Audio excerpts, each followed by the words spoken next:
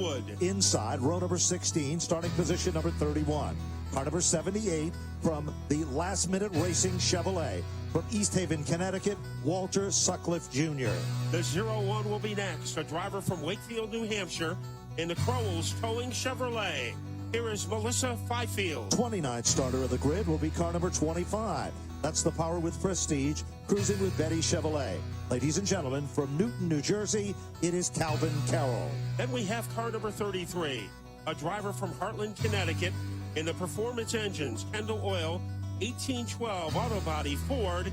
Here is Wade Cole. In the 27th starting position, it's the Bowie One Seafood Ford. Ladies and gentlemen, car number 18 from Calverton, New York, would you welcome Ken Heggie. Then we have a rookie driver from Ontario, New York, in the Catalano Motorsport Chevrolet, car number 45, driven by Timmy Catalano. Flanking the inside of row number 13, the John's Tree Removal Discount Les Pool Chevrolet, car number 34. From Holtzville, New York, another outstanding rookie for J.B. Fortin Jr. Driving the RaceChoice.com Chevrolet, the winner of the Sunoco Rookie of the Race Award at the Thompson Icebreaker and the Hoosier Tire Most Improved Award. He comes from Westminster, Massachusetts, car number 06 for Sammy Ramo. Starting in the 23rd starting position, they call him Showtime, and the reason is obvious. The Gershaw Recycling Blue It Recycling number 21. Ladies and gentlemen, from Howell, New Jersey, would you welcome Jimmy Beluitz. The next starter will be car number 52 from Lebanon, Connecticut, in the Buckeye Construction Chevrolet. Here is Mark Buckeye. 11 rows back, starting position number 21. He is the Sultan of Stafford, one of the more popular drivers here at the half mile, the Horton Avenue Material Chevrolet. From Stafford Springs, Connecticut, would you welcome car number 82 for Woody Pitcat. And it will be car number 77, the driver from Vernon, Connecticut, in the Curb Record Chevrolet, car number 77 for Gary Putnam. In the 19th starting position, this young gentleman's turned some heads already today. The Atlantic Sprinkler Chevrolet out of Lakewood, New Jersey, car number 14 for Blake Barney. The last time the tour was here, this driver won the fall final in the Dunleavy Truck Repair and Shalou Performance Toyota, car number 22 from Bayshore, New York, Kyle Bonsignor. 17th starter on the grid. He'll be driving the B&B Motorsports MPZ Trucking number 20. Ladies and gentlemen, from Preston, Connecticut, would you welcome Max Zacom. Starting 16th in the field, car number 54 in the Catalano Motorsport Chevrolet from Ontario, New York, Tommy Catalano. He runs 6th in the point standings, one feature event win to his credit already in 2019. The Stewart's Automotive Chevrolet from Norwalk, Connecticut. Ladies and gentlemen, car number 85 for Ronnie Silk. He is aboard car number 1 in the Dunleavy's Truck and Trailer Chevrolet from Meriden, Jeff Rocco. 7 rows back, starting position number 13. He's a graduate from our SK Modified division, where he does double duty. The Gunstroke Stables Chevrolet from Waterbury, Connecticut. Another outstanding rookie, Joey Cipriano III. The 12th starter is car number 58, the GAF Roofing Chevrolet, Riverhead, New York's Eric Goodale. In the 11th starting position, he was the Hoosier fast lap of the race at the last event held for the NASCAR Whelen Modified Tour. Riverhead Building Supply brings us this Chevrolet for the talent behind the wheel of car number 46. From Miller Place, New York, Craig Lutz. Then it will be car number 16 in the Starrett Racing Ford. He's from Islip, New York, Timmy Salamito. 9th starter on the field. He was one of the quickest cars in practice, the Lemire Dell Electric Rockies Plumbing Chevrolet. Steve LeMay prepares the automobile from Manchester, Connecticut, car number 64 for Rob Summers. Starting 8th in the field will be car number 07, a driver from Orchard Park, New York, in the Salins Chevrolet. Here is Patrick Emmerling. Flanking the inside, row number 4, the Nocella Paving, K&D Associates Air Gas Chevrolet. Former champion of the Modified Racing Series from Woburn, Massachusetts, car number 92 for Anthony Nocella. Our next driver comes from Riverhead, New York, in the Sapienza Racing Dodge. car number 36, driven by Dave Sapienza. Moving into the top 5 with a time of 18:102, the Cape Cod Copper Wow Media USNE Chevrolet. Keep your eyes on this talent driving Old Blue from Acton, Massachusetts. 5th starter, car number 3 for Matt Swanson. And then it will be car number 99, a driver from Roxbury, Connecticut, in the S&S Paving Pontiac. Here is Chase Dowling. Moving now to position number 3, a time of 18.061. This gentleman drives the Dolly's Collision and Custom Chevrolet. Among the quickest cars here today, car number 75 for Chris Pastriak out of Lisbon, Connecticut. Mayhew Tools, A.J. Romano Construction, sponsor a driver who captured the Hoosier Lap Leader Award at the Thompson Icebreaker and also was a winner of the Duralast GT Break in the Race Award. Car number 2 for 5-time champion Doug Kobe. Defending series champion, fastest car here this afternoon, 17.835. The Phoenix Communication Chevrolet, the Ryan Stone prepared automobile from Holtzville. His previous accomplishments, besides being the defending series champion, he won the Sunoco Spec Fuels Award for the event, the Whelen Engineering winner of the Race Award event as well, and the Mayhew Pole Award. Ladies and gentlemen, from Holtzville, New York, car number 51, Justin Bonsignor. There is your starting lineup, but ladies and gentlemen, here at the Stafford Motor Speedway, there is so much history. But our Grand Marshal for this event, as I invite you to go back with me to 1981 and Bob Pulvereri's run here in the greatest race in the history of spring.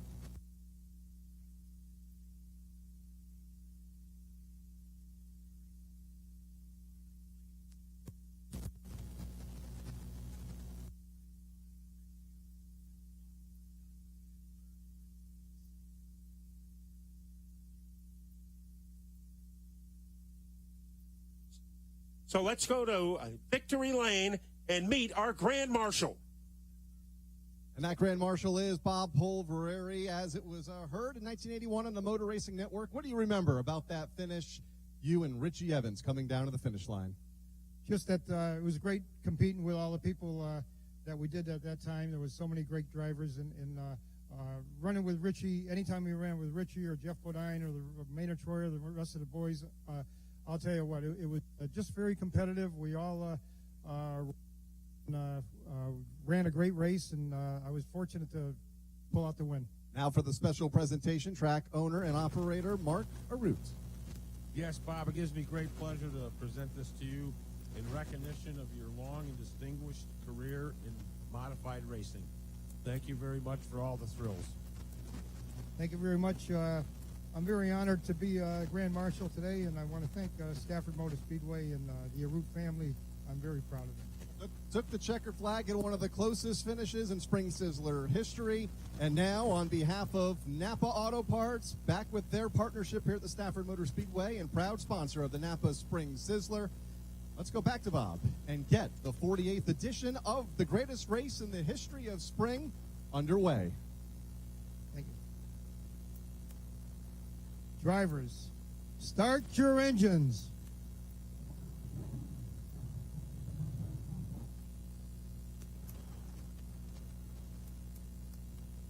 There's nothing like it, the sound of mighty horsepower. The greatest race in the history of spring is about to go green. There'll be 200 circuits around the half mile, and there's no question about it. Over $90,000 is on the line from Napa Auto Parts. Bob Pulvereri, the legendary driver of the famed number 711. Matt Butler and I was there back in 1981, and the story went like this. Now, if we were going to call the race, it was a 2-lap dash for the dollars between Richie Evans on the inside, Bob Pulvereri on the outside. Bob Pulvereri said he was either going to win or crash. They were almost even for the entire final 2 laps. And then at the end, Bob Pulvereri, with a blistering run off of turn number 4, beat Richie Evans by about the length of a molecule to win the closest finish in the 47-year history of the Spring Sizzler. No question about it as we relive that day here from the half mile. The cars are staged before us with all the colors of the rainbow. If you're listening in, these are the NASCAR Whelen Modified Tour. And of course, they are 2,600-pound rocket sleds like no other race car on this very earth. They are the oldest and the fastest division in NASCAR. And here at the Stafford Motor Speedway, this is where legends were born in NASCAR modified racing. It all started in 1972 when Fred DeCero in car number 3 won the first ever spring Sizzler. Guys like Bob Potter were in the race, said that was the best race that they were ever involved in. The next year, it was Ed Flumpy's turn to get the win. Some of the best have won it over the years. A look at the points going into this event. Doug Colby is the leader by 7. He's a 5-time champion of the Whelen Modified Tour. Patrick Emmerling is 7 points behind. Jimmy Blewett sets in 3rd. Burt Myers is in 4th in the point standings, not present here today, and Chris Pastriak rounds out the top 5. Feature event winner Ronnie Silk is 6th, Justin Bonsignor is 7th, and then in the 8th spot is John McKennedy over Kyle Bonsignor and Matt Swanson. That's the way with the points as the cars move from the starting grid. We're ready. It is showtime here from the half mile. I'm Ben Dodge along with Matt Buckler, Kyle Rickey down on pit road as well as we are about ready to begin. Quickly, as the fields go down the backstretch, let's go to Kyle Rickey and our pit road reporters. Kyle? Yeah, there's so many stories in this race. Ben spent a lot of time with some of the drivers this morning, and they say the strategy is so much different in this race than in any race they run throughout the year simply because of its length, 200 laps. Most times when these cars come to the Stafford Motor Speedway, it's 125 or 150 laps. Those extra laps change the strategy around for these teams so much. And keep in mind, they cannot take a tire strategy as well.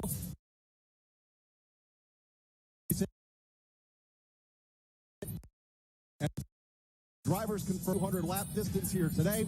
So many stories over the course of the 48-year history of this event, and looking forward to adding another chapter here this afternoon under bright sunshine here at the Stafford Motor Speedway. I'll have it all covered at the turn 4 end of pit road. Dave Maribal, meanwhile, is at the turn 1 end of the pit lane.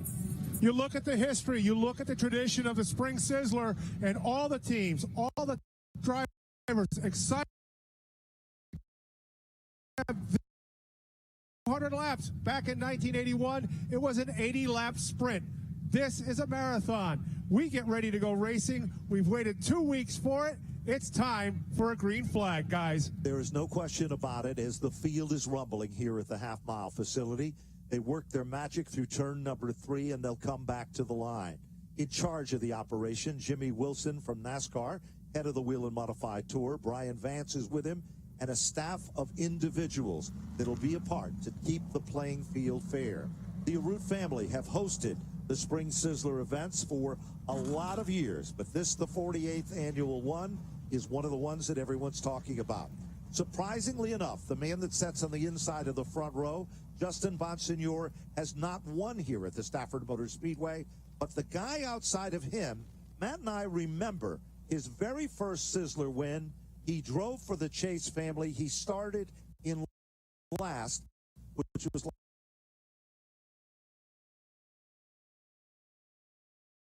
he's a 5-time champion.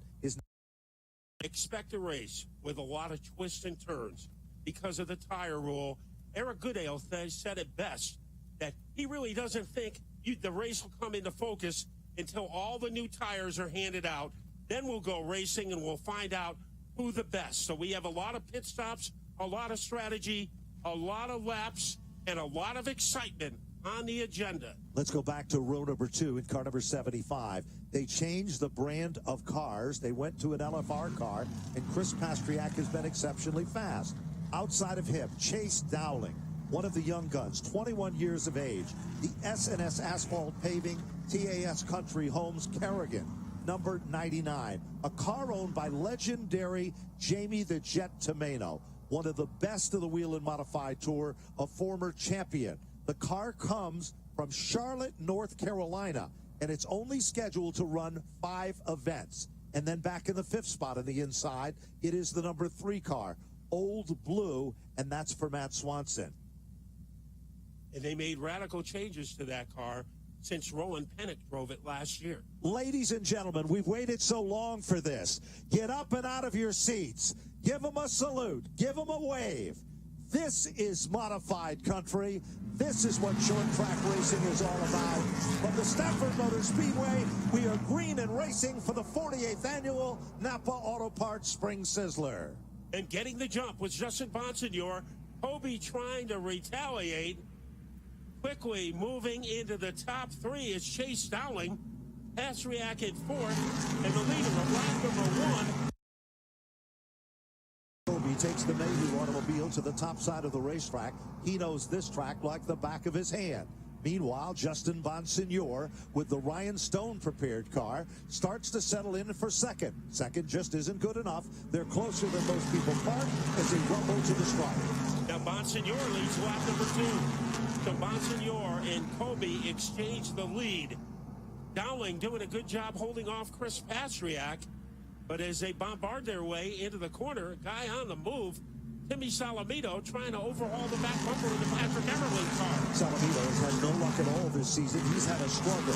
But Sly Zabin has that neon orange and gray car hooked up here today. Back up front, Chris Pastriak running in the 4th spot. Meanwhile, the birthday boy, one of the oldest drivers in the field, Dave Zapienza, 54 years of age, is currently setting among the top 5 cars. Patrick Emerling. You might consider him a long shot, Matt, but Emerling won a race at Bristol, and I think that was the turning point in his career, in that neon yellow number 07 car. Keep your eyes on Emerling. And he said this is the fastest car he has ever brought with him to Stafford. Now, Matt Swanson started 5th, has dropped back to 8th. Don't be alarmed. I think that's Matt Swanson's strategy to kind of go under the radar for the first half of the race and then come on strongly in the second half. There's no question about it. He is very, very quick. Meanwhile, we've got a caution out of the field. It looks like J.B. Fortin in car number 34 is underneath the Napa Auto Care sign. So the rookie competitor, J.B. Fortin, has finished 21st in the last 2 races. He is in distress. And the yellow comes out early. Since the Sizzler has gone to the 200-lap format, usually at one time during the race, Ben, we have a long green. Absolutely. It didn't come early in the race this year. It certainly did not. We are 6 laps up on the board. Currently, we have had 1 leader of the event, Justin Bonsignor. Doug Colby is currently running in second with the number 2 car, the Mayhew-sponsored race car. Then it's the Dolly's Collision car of Chris Pastriak in the 3rd position. And now we go back. We've received the official word from timing and scoring that Doug Colby did make the squeak to take the lead. So there have been 2 leaders in what is now 7 circuits. And leading a lap is important because you get 1 point for the standings for leading a lap, and you get 1 bonus point for leading the most laps. So both Bonsignor and Colby know whatever happens, they at least have 1 point in the bank. They certainly do. Chase Dowling is shown in the 3rd position. That's the SNS paving machine. He finished 2nd on the NASCAR Whelen Modified Tour last season. He's a former champion here at Stafford in the SK Light division, ran up front in just about any form of racing, started his career as a youngster in go-karts, worked up through the Legends car division, and so much more. Patrick Emerling is behind the 36 car. Then it's the 16 of Salamito. The Goodale and the Lutz team are working their way through traffic rather impressively, and we only have 8 laps down. The Family Ford of Enfield Safety Services crew are checking things out again. On pit road, Matt, is the number 18 that started 27th on the grid. That's the Bowie One Seafood Ford from Calverton, New York, for Ken Heggie, and it looks like Heggie is going to be able to return to the competition. You know, he started 27th, so he does not have much to lose as long as he can stay on the lead lap. He will have to go to the rear of the field, but he was 27th.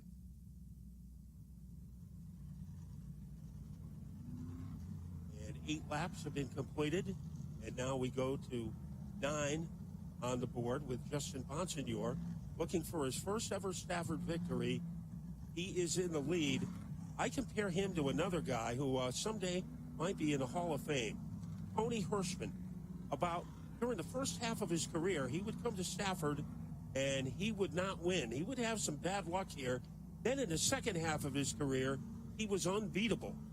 He really started to all turn around. And then, of course, you remember the season that he drove for Wayne Dowling and Ed Bennett from Ed Bennett Properties, where he was a contender not only for the championship, but he was a contender consistently each and every time out. A lot of history surrounds these automobiles. There have been a lot of young drivers making their presence known over the years. But again, there is a lot to be said about some of the all-time veterans. The field is now doubling up.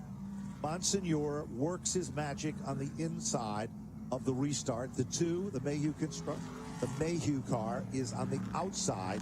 Row number 2 is Chase Dowling in the S&S Paving Kerrigan TAS Country Homes car. And then to the outside, the Dolly's number 75 car. And that, of course, is Chris Pastriak. Then it's Dave Zapienza back in the 5th spot on this restart. So let's see what's going to happen as we are about ready to get them fired back up to green. Lights are off from Whelen Engineering, first name in light, sirens, and safety services throughout the field as they come off turn number 4. The pace is picture perfect. They glisten in the sun. The green is out, Matt, and Bonsignore has a little more giddy up down to turn 1. Boy, like his right foot was Bigfoot as he slammed on the gas, but here comes Kobe. They are dead even heading into the third corner. Slight advantage for Bonsignore, and Dowling has a slight advantage over Chris Pastriak for the number 3 spot. Well, that's all happening. Doug Kobe makes a bonsai move to the inside of row number 1, but he can't quite do it. Tucks it back into formation. Meanwhile, Dowling back into the 3rd spot. Pastriak becomes the tail that wags the dog here. On turn number 4, behind them, it's a gaggle of cars, and nobody is stepping out of line. Boy, the 16 car, Timmy Salamito, looking like the Timmy Salamito we used to know, almost was able to get underneath Sapienza, and when he failed to do that, he almost left the door open for Greg Lutz. There's no question about it. Meanwhile, Kobe continues to use the front bumper. They call it the chrome horn. There's no chrome here. It's basic black and racy as he continues to tap on the back bumper of Justin Bonsignore. 2 great legendary crew chiefs on these 2 automobiles. Ryan Stone, who helped Bonsignore win the title just 1 year ago, and the legendary Phil Moran, who has been so anonymous with the number 2 car of Doug Kobe. Let's look a little further back in the field, Matt, and see what's happening there. And you were right. Tim Salamito, car number 16, neon orange and gray, is working its magic through the field. Eric Goodale, he is at the bottom of the top 10 in car number 58. A little bit of daylight now opened up by Bonsignore, but the action is being created by Salamito as he is looking for a crevice underneath Dave Sapienza. 2 guys from Long Island duking it out. There's no question about it. And they continue to show their potential and muscle. Meanwhile, look a little further back, just out of the top 10. And we see things starting to develop a little further back. Ronnie Silk, along with Robbie Summers, and the number 54 car of Catalano. Now, Catalano surprised a lot of folks in the early outings of the season here. Now, he didn't surprise me because at New Smyrna Speedway, he was turning some heads for the past 3 years during the course of Speed Weeks running the open wheel modified. And he's showing that he learned his lessons well. Now, Matt Swanson is drifted to 11, but I think that's part of his game plan. He is going to take it easy in the first half of the race and not put any wear and tear on that car. They're bouncing around in turn number 3. Sapienza in the 3rd. He recovers. That was a pretty good save by Sapienza because it looked like he was going through John Deere country, and he lived to tell about it. He certainly did. He's having a birthday, 54 years of age, one of the oldest drivers on the tour, but he was running with the big dogs, and that's a car prepared by the Grasso brothers. Meanwhile, we look back a little further back, the top 3 cars. Now, all of a sudden, Bonsignore is still the leader. Colby, there is a margin of about, half a car length when they come through the turn. And all of a sudden, Chase Dowling is starting to pick up the pace just a bit with 22 circuits now complete. A little further back in the field, still we haven't seen some of the cream rise to the top. Jimmy Beluit is picking them off, but he's at the bottom. Here comes Lutz, as Lutz trying to bury his way underneath Salamito, and Lutz will finish the move. So Craig Lutz is a man with some upward mobility. And behind him, it is the Goodale machine, and directly behind him is Anthony Nocella. Nocella might be considered an underdog, but he competes in midget racing as well as on the Whelen Modified series, and he's had championships and a lot of success to prove just that. I think the first time he came to Stafford, he was in a super modified. Look at Chase Dowling.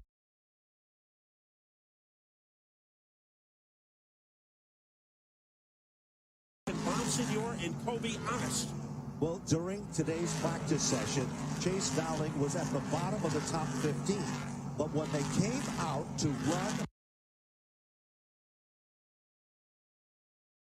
top 4 positions.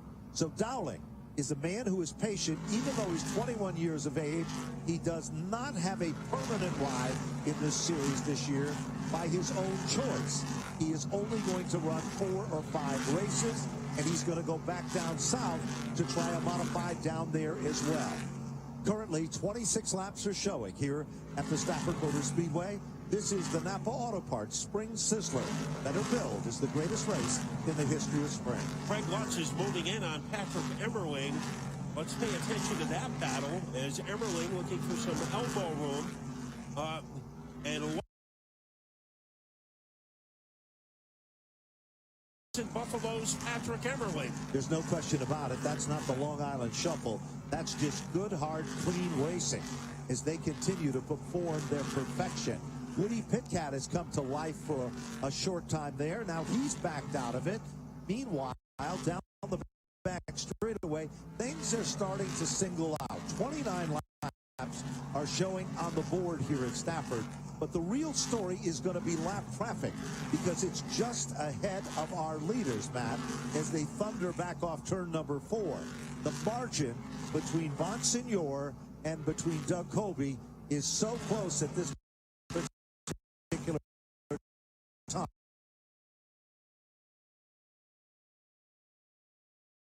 Right now, he has invaded the top 3. Here comes Goodale, making a bold move underneath Salamito, and it is Goodale, the Wolverine, able to submarine his way underneath Salamito. That was not the story, though, Matt. The story was Lutz, because just as Salamito was doing that, Lutz made the move and put his machine to the inside of Patrick Emmerling, and he picked up yet another spot.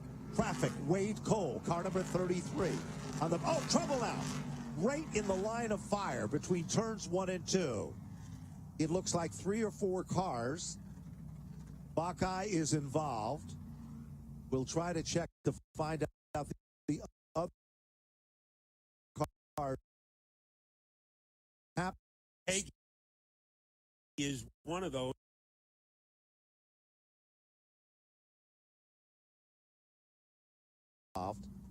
And that there is a car on the inside. I think it might be Wade Cole. And we believe it might be the number 18 car stuck to the bottom side of the racetrack. So this is going to tighten things up just a bit.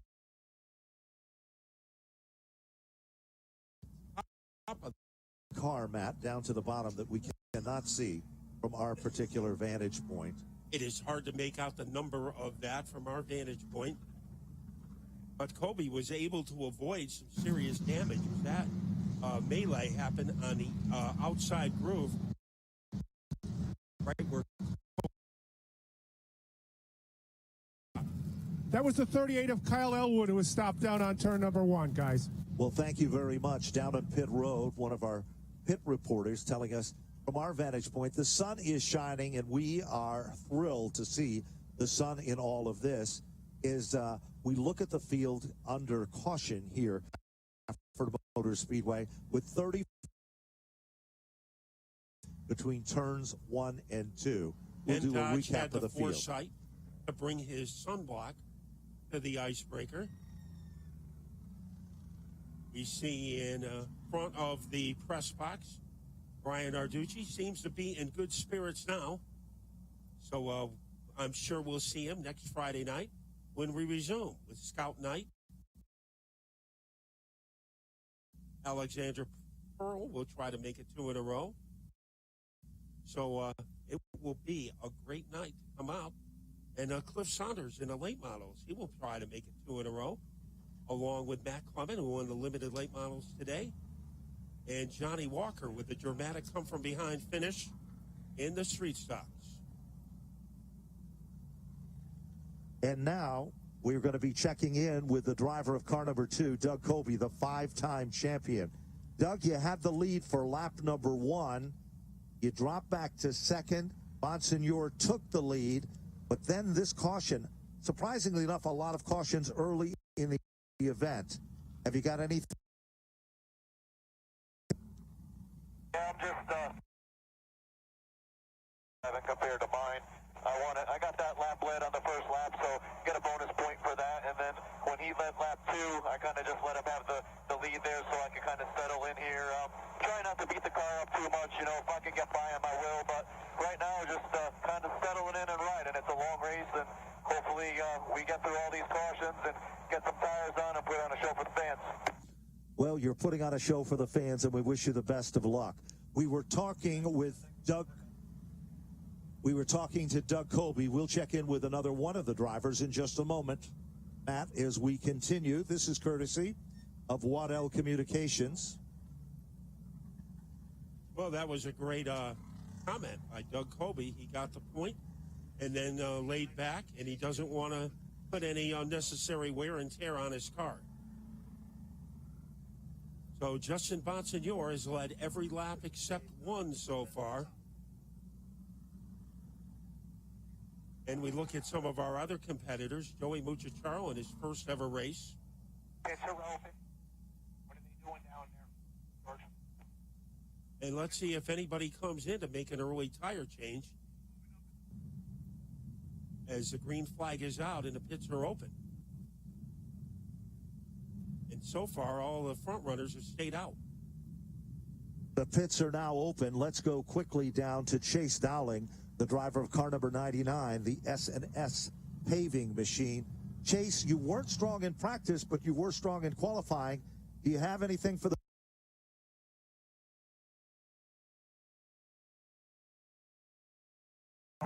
Fuel track. Right now we're going.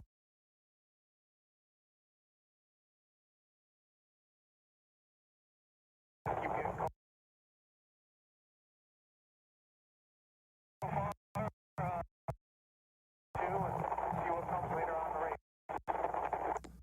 Well, we wish you the best of luck. Saying goes, Matt, we're still under single file. There's a lot of action at pit road. Let's go back down to Kyle Rickey.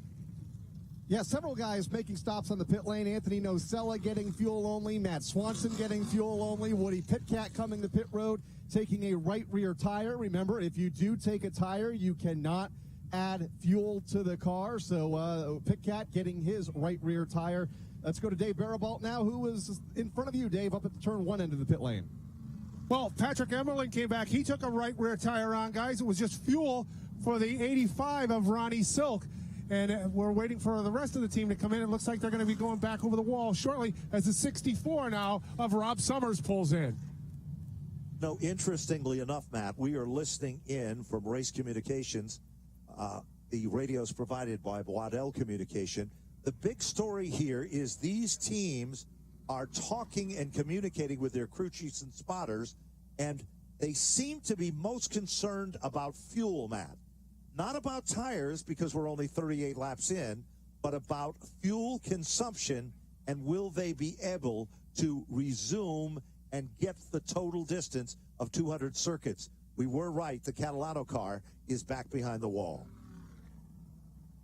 And Chase Dowling told us last week that he doubted if his car could go 200 laps on without a refuel.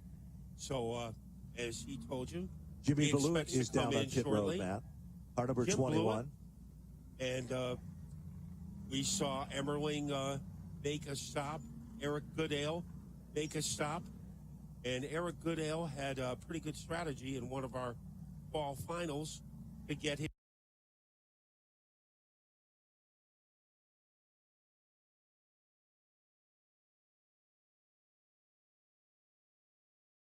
here.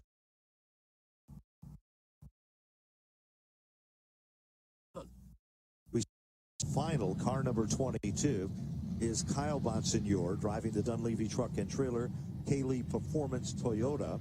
He's heading back out at the end of the line of cars. Also coming back out is the number 34 machine that is now heading back out on pit road. So that is the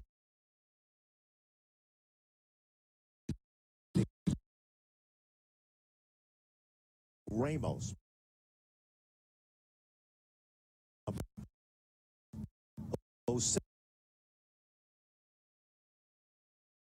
An icebreaker. He was a Sunoco Rookie of the Race, and he's also the Hoosier Tire most improved driver of prizes.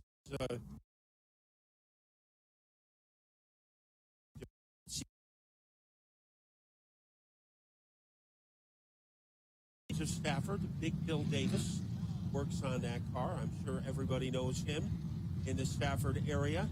As we have completed 40 laps, Jimmy Blewett comes back out. Once again, our pit rules. You can only change one tire per pit stop. Now, if you have a long yellow, you can come in more than one time and get more than one tire, but not on the same stop. You have to get a tire change, go back out, come back around through the pits, and get another tire. So the limit is 4 during the race. If you want to get fuel, you can't get fuel and a tire at the same time. What you can do, you can get one new tire and then shift tires around if you like that, similar to Whelen Modified Racing Series strategy. So you can swap tires, but you can only change one per pit stop. And that is exactly what you're seeing at the very moment.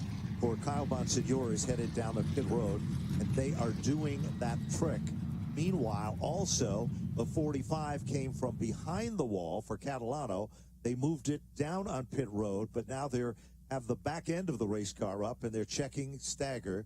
Correction, that's the 54 of Catalano, and the 45 machine is now headed down on pit road as well, and there's work being done on that. The Buckeye race car, they're working on the front end of that.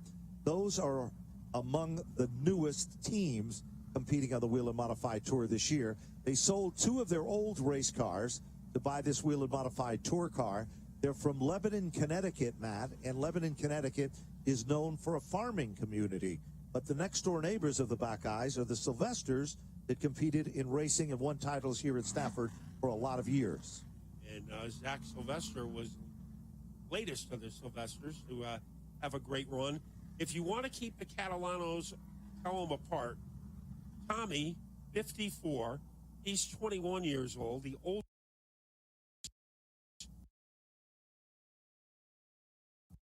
older of the 2 brothers have the higher number. So that's how we keep track. Let's try to set the field quickly as the field's going to be told to cross over. Bob Slade on the starter stand representing NASCAR. Jimmy Wilson, Brian Vance calling the shots. And there's Melissa Fifield, the lucky dog. Bonsignor is on the inside of the front row in the Phoenix car, driven by Justin Bonsignor. Outside is Doug Colby, of course. Row number 2, the 99, the S&S Paving Kerrigan TAS car for Chase Dowling. Alongside of Chase Dowling is the Dolly's automobile for Chris Pastriak. The third row is made up of the inside. It looks like the Lutz machine has worked its way up to contend. We are not surprised at that, me and Matt, at all. In addition to that, the 16 car of Timmy Salamito. He's trying to get the monkey off his back, and he has just had so much hard luck. Let's see what's going to happen. We'll race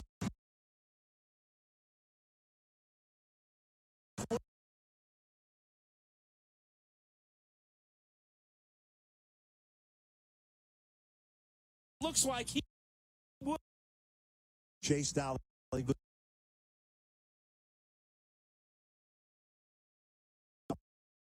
All of a sudden, Lutz has moved in, stays glued to the back bumper of the Chase Dowling car. As Doug Colby says he wants no part of this, he tucks it back in the line.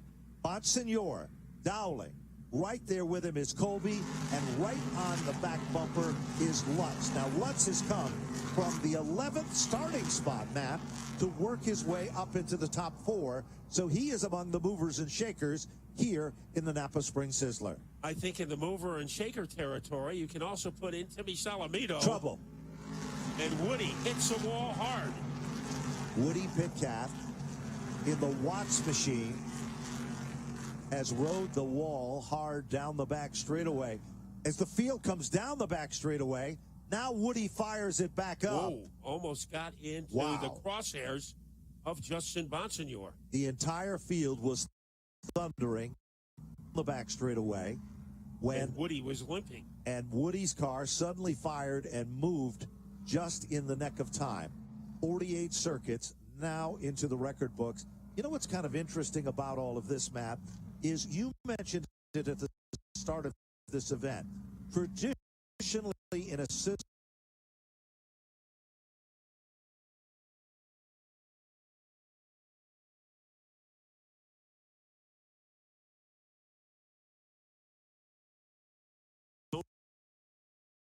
Remo 9th, Joey Muchachero 10th, and Tyler Rimkema is 11th. So some of the young guys having off to a great start in the greatest race in the history of spring. And Chase Dowling was able to get a great restart to take the runner-up spot away from Doug Covey. Let's look at the times here, Matt. Justin Bonsignor's best lap was an 18.405. Chase Dowling's best lap was an 18.494. And Doug Colby's was an 18.422. But what about Craig Lutz, 18.627? These competitors are running. And you look at the differential for these times, and you can see exactly why that Bonsignor is the man out front, but Dowling is moving in. Down on pit road, Pastriak has come in, car number 75, and following him is a 19 of. So we'll see what they do. Looks like they might be changing right rear on the Pastriak car. We'll see. They're adding fuel, Matt, to the Pastriak machine. Remember, we heard the drivers. Car number 82, Woody Pitcat, the car that brought out the caution, is down on pit road. And when you add fuel, you can't change a tire unless he comes back in. The key to adding fuel with a race car, it changes the weight transfer of the race car itself. As the race goes on, the fuel, which has an exact weight, literally makes the rear end of the car lighten up. By doing that, it'll make the car react differently. So it's not about just the amount of fuel needed to get to the end. That's the most important factor. But it's about weight transfer and bite and being able to get the job done. Catalano in the number 45 car was the lucky dog recipient who started back in 26th position with that 45. Remember, he was back behind the wall. Woody Pitcat is returning. Backeye is returning. And Melissa Fifield is returning. Melissa Fifield competes in the Whelen Modified Tour as one of the only female drivers. The original Whelen Modified Tour driver that stood out as a female contestant was Renee Dupuy, who was a front runner in the competition for modified racing and one of the pioneers in this business.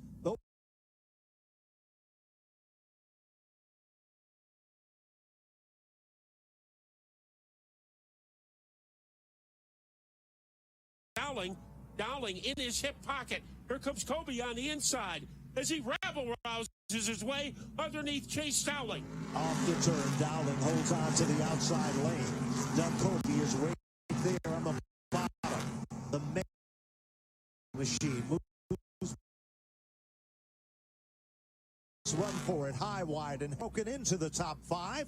Dave Zapienza spun earlier, and he's back to the top 6.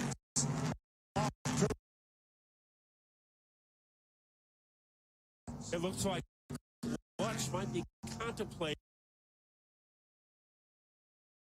Let's see what happens. There's a battle between Albedo. That is for the final spot in the top 5. Then we have Joey Bucciacharo. His first ever Whelen Tour race is running 7th. The youngster from Wilcott.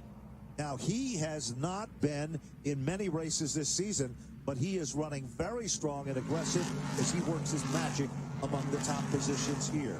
Meanwhile, as we continue to watch the action up front, Doug Colby has enough power to reel in and give a little smooch to the back bumper of Justin Bonsignor every so often. But there's no love affair there. It's a story of success. And there is some frantic action coming off of turn number 4. Almost half the field seemed to be there.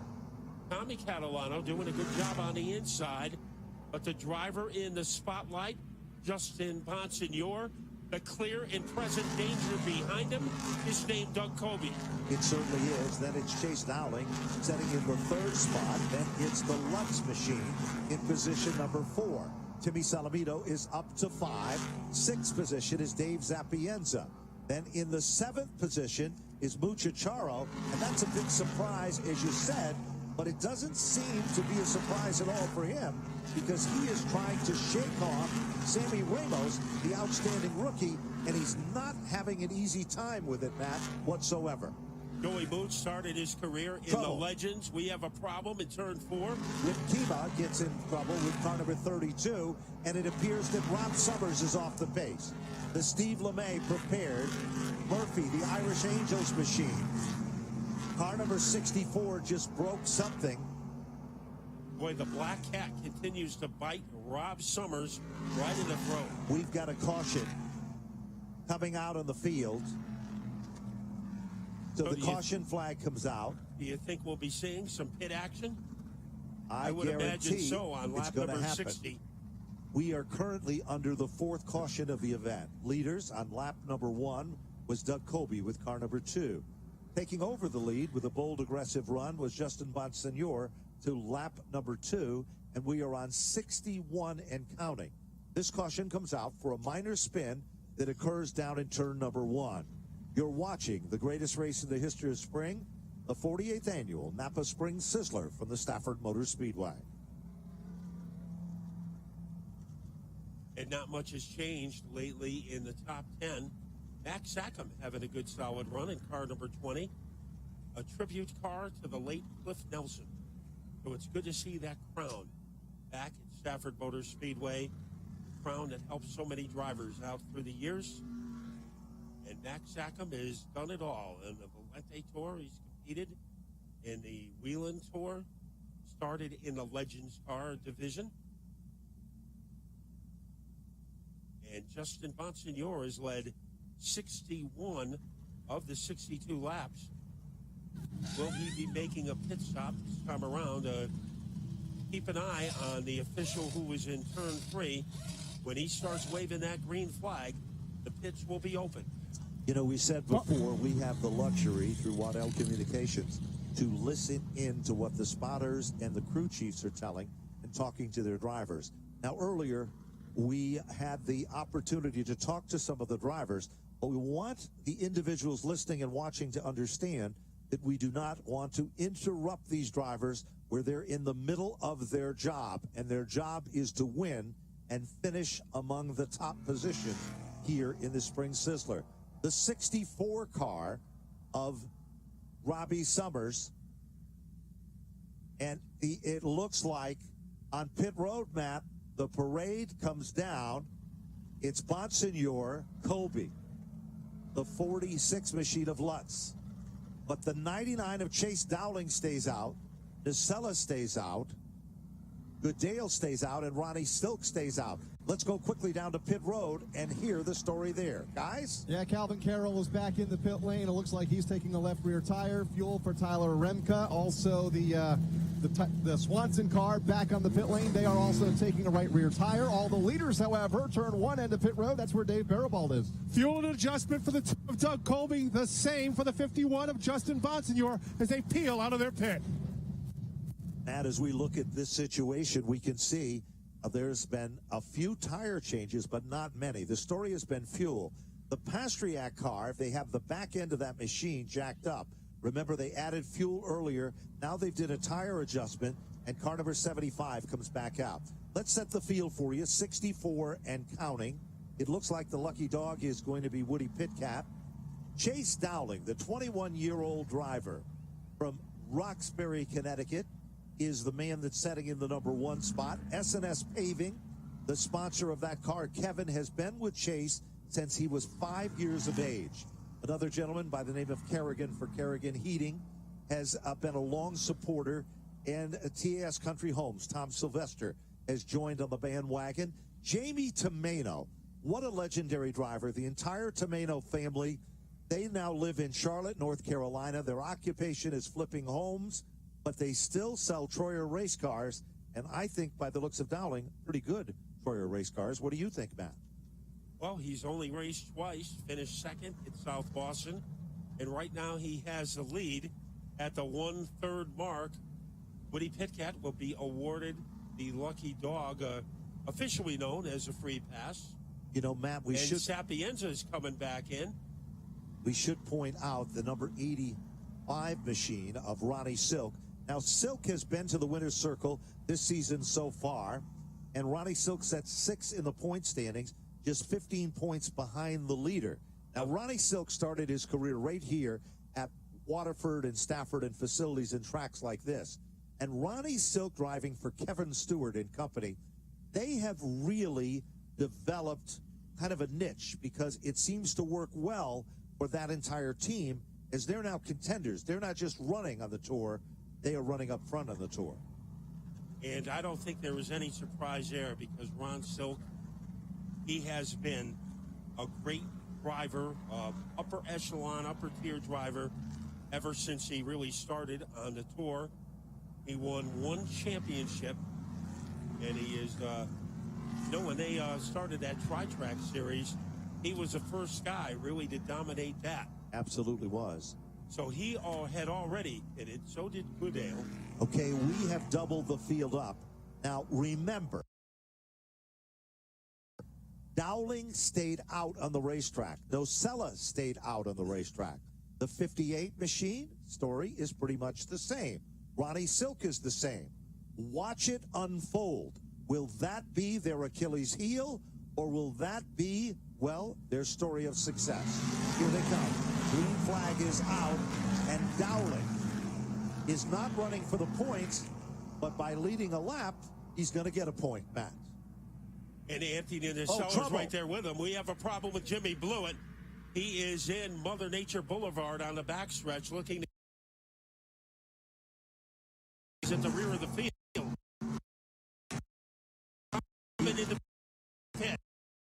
Because Chase Dowling is literally pulling away from the competition there. But it is a story between Kyle Bonsignor, who won the fall final here in Stafford in that Battleship Gray and pink number 22 car that has now worked its way up to the top 5. Now, why is that so impressive? He pitted early, and he has come from the back. He's down underneath Ronnie Silk.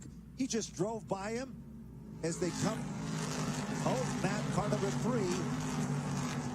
It appears that the old blue machine has a problem as Swanson drops out of the event. And he is pitting under green, which means he is virtually out of the running of the Spring Sizzler. So he takes it behind the wall. The afternoon appears to be done for Matt Swanson. It is Chase Dowling. Now, he has not come into pit at all. And he is pulling away.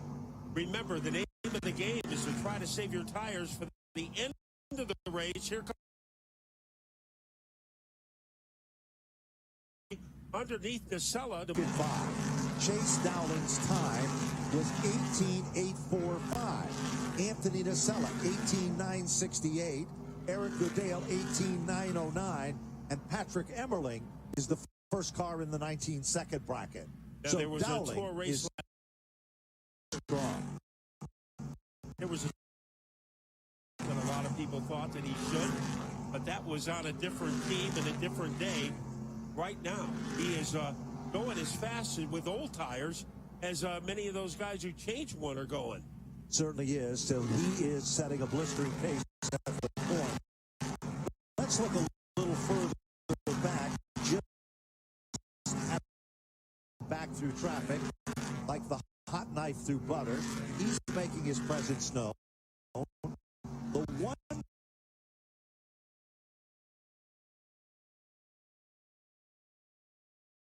front of the field there, Kobe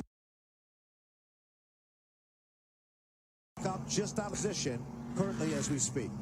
And Kobe is one of the best on the tour of bobbing and weaving his way through traffic as Catalano makes an adventurous move underneath Rob Summers to pick up a position. Let's see how long it takes Kobe to make a move against Blake Barney. Well, it appears right now he's doing it.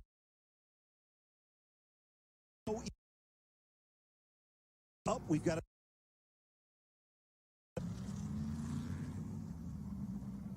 Melissa Fifield goes into the wall off turn number 4, and the curb record machine was involved in that jingle as well. We are showing 78 laps up on the board. The current leader is Chase Dowling. Currently running in the second spot is Eric Goodale. Anthony Nocella is still third. Patrick Emmerling is fourth. Rounding off the top 5 is Kyle Bonsignor. Then it's Ronnie Silk at 6. Justin Bonsignor is all the way back up to 7th. Craig Lutz is the tail that wags the dog there. He's in the 8th position. Jeff Rocco, good run for him with car number 1, is 9th. And Doug Colby is back to 10th, but I don't think he's going to stay there long. What do you think, Matt? I think that is one of the safest predictions you can make. That Doug Colby is going to try to bob and weave his way through the field. He's won this race before. He's good at 200-lap races, and he loves Stafford. So that's a pretty good trifecta that he has going for him. And Justin Bonsignor trying to become the second Bonsignor to win. His cousin won the fall final. And now Justin is looking for his first win, and he's passed a lot of cars to move back into 7th. Gary Putnam is headed back out onto the track, and Jimmy Blewett, who took that yellow flag to move back onto pit road, he is coming out. You know, Matt, we've just been listening in, we'll call it eavesdropping, for some of the teams, and I think you're going to see, yes, it's starting to happen now as pit road will open up. Car number 2, Doug Colby is heading back to Phil Moran. Then it's the 82, Zapienza, the 36 car. Then it's Rob Summers, car number 64. Ripkema with the number 32 machine, the 06 of Sammy Ramos. Let's go quickly down to pit road. Right Guys? front tire. It's a right front tire, that is, for Woody Pitcat, who is struggling. Matt Swanson also out of this race, as you documented, for Old Blue. Matt, what happened? It all started, we lost power steering about 15, 20 laps into the race, and just kind of hanging on to it. We came in, got a tire, was just kind of biding our time and staying out of trouble, and we ended up losing a motor. So it went sour down the front stretch, and before it blew a hole in the side of it, I figured shut it off and save ourselves some money. But, it really stinks. We struggled in practice. We worked on it all, ended up qualifying 5th, but, days like these happen, and we'll go get them at Wall next weekend. Our luck day for Matt Swanson. Doug Colby, meanwhile, Dave Barabol was back on the pit lane. Well, Doug Colby was back on pit lane as well. Matt Swanson, you got to give the kid credit. He's another one of the young guns that's really making his presence known. 5 cautions in the event. Lead changes. Here's the story. Lap number 1, it was for points. We told you that. Car number 2, Doug Colby was the leader. Justin Bonsignor led from 2 to 63. On 64, Chase Dowling took over the lead in the Tomato Racing number 99 car. They're still working feverishly a double hook, Matt. That's never a good indication on the Melissa Fifield machine. No, it's not. It means she suffered damage all over the car. Why don't we see if we can check back in with Dave Barabal to watch the pit stop of Doug Colby and some of the other front runners on his end of pit road and find out what they did with that number 2 car. Matt, they put some rubber in the left rear of the number 2 of Doug Colby. Rob Summers has been in a couple of times from that dust up off turn number 2. They're working to try to get that car back to where it's a little bit more manageable for him. He has not had much go right, and maybe he can have a pretty powerful 118 laps here. But we're still not at the halfway point, and you get the feeling that the best part of the race hasn't started yet. As Eric Goodale said, you almost have to wait until all the new tires have been handed out and then see who's got the best. Right now, it has been Chase Dowling, who doesn't matter what he has for rubber, has been able to dominate. You know, this is kind of an interesting story with Jamie Tomeno and his wife and his family. They put together this deal during the offseason. The car comes from Charlotte, North Carolina.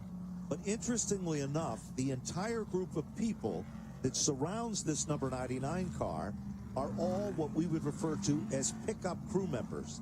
They are not a regular team that works every race and does the same job and the same occupation every time out. So it's kind of interesting that you can still do it and run this strong. And believe it or not, last week we had Chase Dowling in our broadcast booth, and he mentioned about this, and he said, I am not only going to be the driver today, but I'm going to be the crew chief today. But one advantage they have, because you can only change one tire at a time, you only need 3 crew members over the wall instead of 6. That will help out the 99 team. They don't need that many bodies to change the tire. Off turn number 4, the green flag flies here under the sun at the Stafford Motor Speedway, and Chase Dowling quickly moves back into the number 1 spot. It looks easy for him, but it's not for the gaggle of cars that follow. And doing the most gaggling right now is Eric Goodale.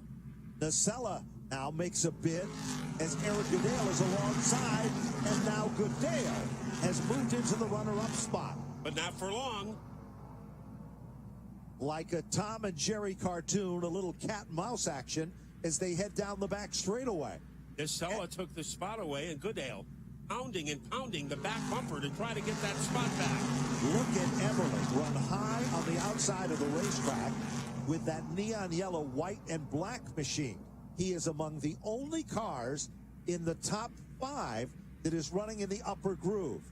Bottom shot, here comes Kyle Bonsignor with the number 22 car. Matt, he was so strong at the fall final, and look at Goodale now. What a nice move. We haven't seen those type of moves since back when legendary drivers like Mike Stefanik pulled them off. Bid for second. Here they come. The gap machine. He might take Bonsignor with him. And here is Kyle Bonsignor getting underneath Nacella to infiltrate the top 3. 88 laps. They're just shy of the halfway marker. And gone in a zone of his own at the front of the field is Chase Dowling with car number 99. Last time by, he went in 18.782. Goodale went a 19.209. So it's not your imagination. Chase Dowling is that fast. And he is leading by almost 2 seconds. 1.9, the difference between he and Goodale. Further back at the bottom of the top 10, Pastriak is following Lutz through the line of traffic. Lutz in the number 46 car, Pastriak in the 75. But it's still 90 laps and counting. Boy, Lutz was going to go underneath Ronnie Silk. Then he determined he didn't have enough room, and he stepped back. No need to try to stuff it in, Ben, on lap number 92. Down at the bottom, Matt, of the top 15, we've got a good battle going on. Whatever the problem was with Robbie Summers' car earlier, it is all but fixed because he is starting to work his way through traffic. Boy, Lutz looked woozy coming out of turn number 4 as that car wobbled around on him, and he lost some ground to Ron Silk. Off the second turn, we have Dave Zapienza down in the dirt, but he brought it back up and saved the day.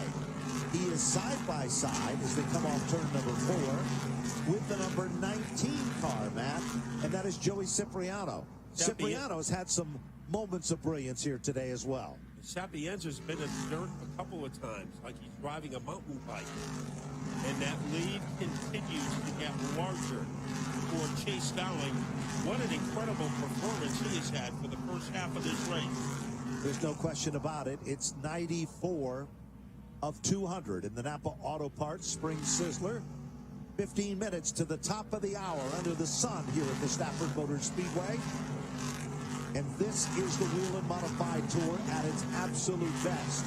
You look back through the field, and there is a battle going on. Justin Bonsignor.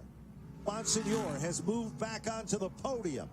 Car number 51, the Ryan Stone prepared car, is up to the 3rd spot. We'll take a look at timing and scoring, and Bonsignor was still in with a 19.211, while Dowling had an 18.855. That is sizzling hot for 97 laps in with no tire change or no fuel added to the number 99 car. And he is leading by more than 3 seconds. 3.9 seconds. That's about as big as the length of the Grand Canyon between Goodale and Dowling. It's something that hasn't happened very often in the Spring Sizzler. It certainly hasn't. And we are less than a mile from the halfway point in this Napa Spring Sizzler. This time, Dowling comes off turn number 4, brings it down to the stripe. And also, as we watch, Eric Goodale is picking up the pace just a bit. Now, it almost appears on the last circuit. And here is the halfway down and halfway to go in the Napa Auto Parts Spring Sizzler with $90,000 in posted awards. Chase Dowling has been one of 3 leaders, and he has led more circuits than anyone else. Let's check the times again, Matt.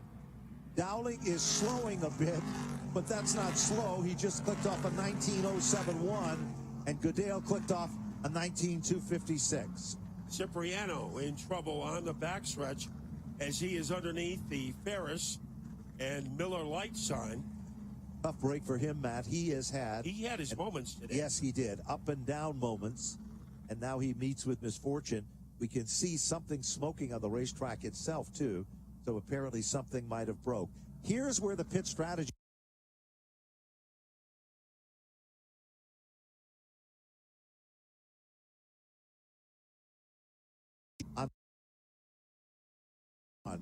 or exactly lap number 100, we'll call it, and it was still in the low 19-second bracket, a smidgen from the 18-second brackets. Now, the story, he has not went down on pit road, he has not come in for fuel, he has not come in for tires. Now, as Matt pointed out, there is the red flag that indicates pit road is not open at this time. I'm going to do some listening in, Matt.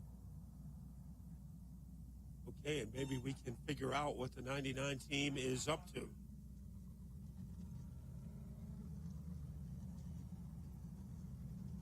So 102 laps.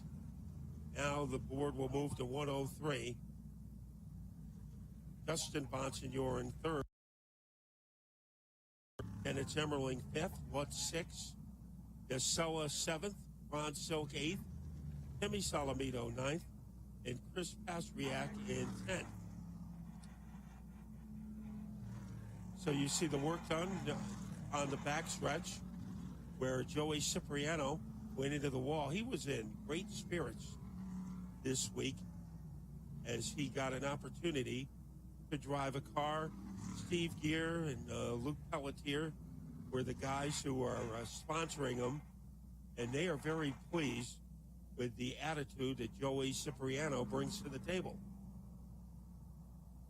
Okay, it is still a cross flag on the entrance to the pits, so they are not open yet. Now, last year in the Sizzler, Ryan Preece waited until about 50 laps to go to put on 3 tires, and he was able to dominate the final portion of the race and win his second Sizzler. So there are a lot of ways you can play it. And did you learn anything by I did, Matt. I must tell you the truth. I did. There was no question about it. With 104, we're counting these laps under yellow. A lot of different pit strategy going on. I listened in to the top 5 race teams, and basically all 5 of the teams had a different approach. Not going to tell you which one. One said, I think it's smarter to ride it out and look for 3 tires late in the event. The other team said, I think we should go in now because we don't know if we're going to have a long green flag run. The other 2 teams said, we've got tires, we've got fuel, and we are going to be a factor. So no reason to start to worry about it right now. Justin Bonsignor.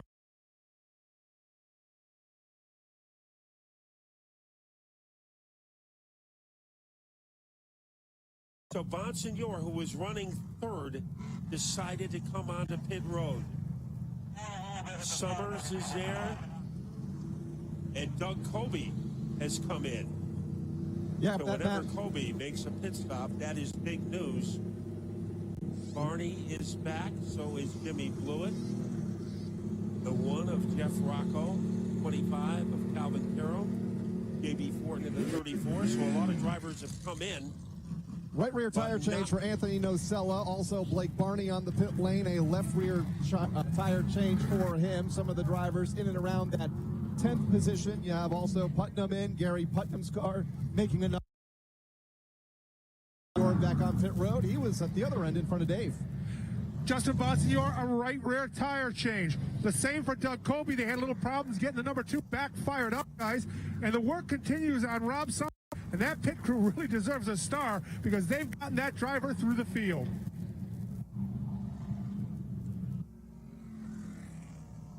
Well, heading back down on pit road, Bonsignor is heading in for the second visit in this caution. 85 of Silk, 92 of Nocella. The Barney machine, the 2 of Doug Colby is in that pack. And the 47 of Lutz is heading in. But still, Chase Dowling stays out on the field with car number 99, and so does it the 58 machine. And this time it's a left rear for both Bonsignor and Colby as they make the change. Left rear as well for Anthony Nocella, who makes yet another stop, I believe his 4th in this event. Should be the final stop for Anthony Nocella, who's been having a good, consistent day, riding in around in about that 7th or 8th position. But we'll restart toward the back here when we go green. Now, Dave Barrowbald, how many tires has Bonsignor changed in all, and how many has Colby changed? Well, this last pit stop, Matt, they changed both rears as they did a right when they first came in and a left this last. I also believe that they changed a right front, both cars, earlier in the race. So they have 1 more tire left out of the 4 that they are allotted, and they have 93 laps to go. So I think Colby and Bonsignor have started to roll the dice a little early. I think you're right, Matt, and there's, as we said, several other teams as well. Dave Barrowbald, wants you to check some of those left rears and those tires to see how they look for us, and maybe you can tell us how they're wearing, because they seem to be wearing strong. And now the Max Zacca machine is the car that will pick up that lap and pick up at the rear of the field. And we are about to go green on the next time by. We'll set the field quickly. Chase Dowling is your leader. Eric Goodale is second. Kyle Bonsignor, a great run back up to 3rd.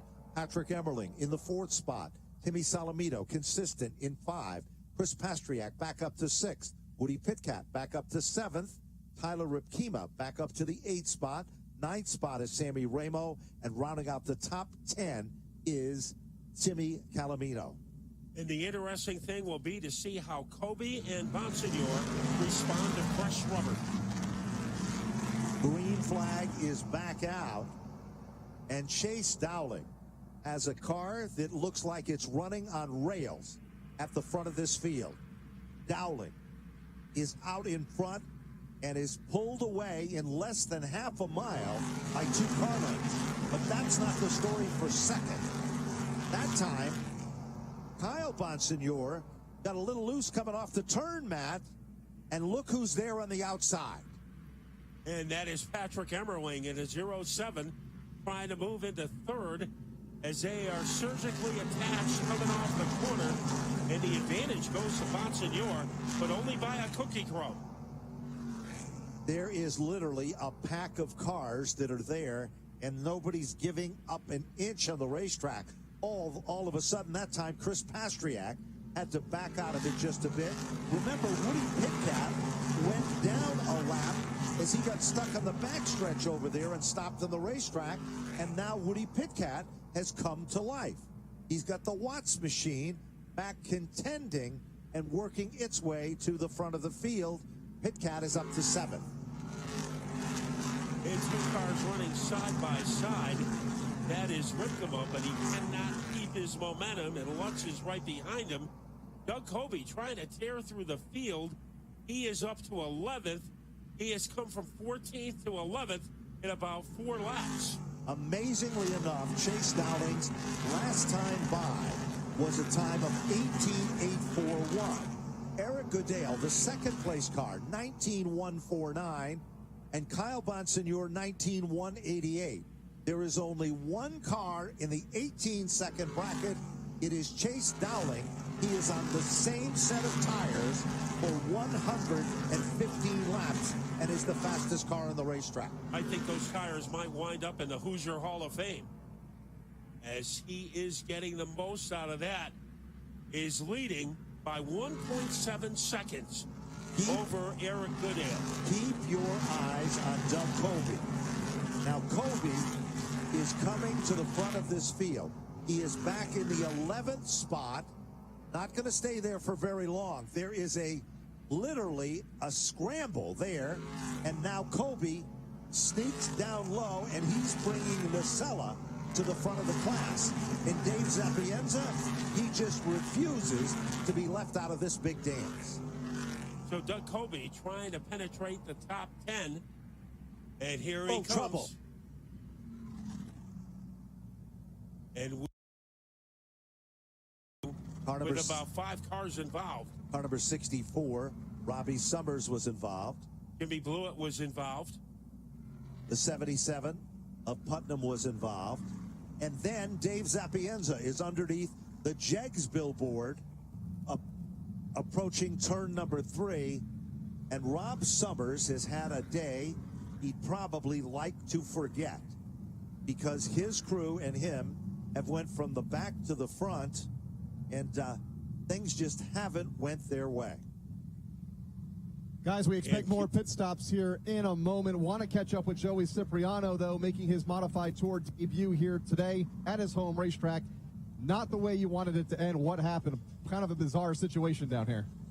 We had just come down pit road and put a left rear on. We went back out, and everything seemed good. The car was good. I could kind of pass at will, and just trying to put us in a decent position to pit later in the race. And the middle of the wheel came apart. I don't know if it was loose or if it was just a weld broke or whatever, but the middle of the wheel came apart and the left rear came off. So sucks. I hate it for my guys. They worked so hard, and I was so excited to get there. And we just got past halfway, and we had a really good car. And I think we would have had a really good run today. But just thank you so much to Steve Greer, Gunsmoke Stables, all these guys for giving me an opportunity. And we'll be back in August. Won his first SK race here last summer, a 7-time SK Light winner. Unfortunately, his day comes up short here in his first NASCAR Whelen Modified Tour race here at Stafford. And checking in on Rob Summers, that car, heavy damage on the right front. Rob already has the wheel disengaged, the gloves off. So all that hard work, guys, a tough break off turn number 2. The 64th day is done. So all that hard work ends on lap number 120. So Chase Dowling, the seminar continues. Now the pits remain closed, and we'll see who decides to go in when the green flag comes out and the pits reopen.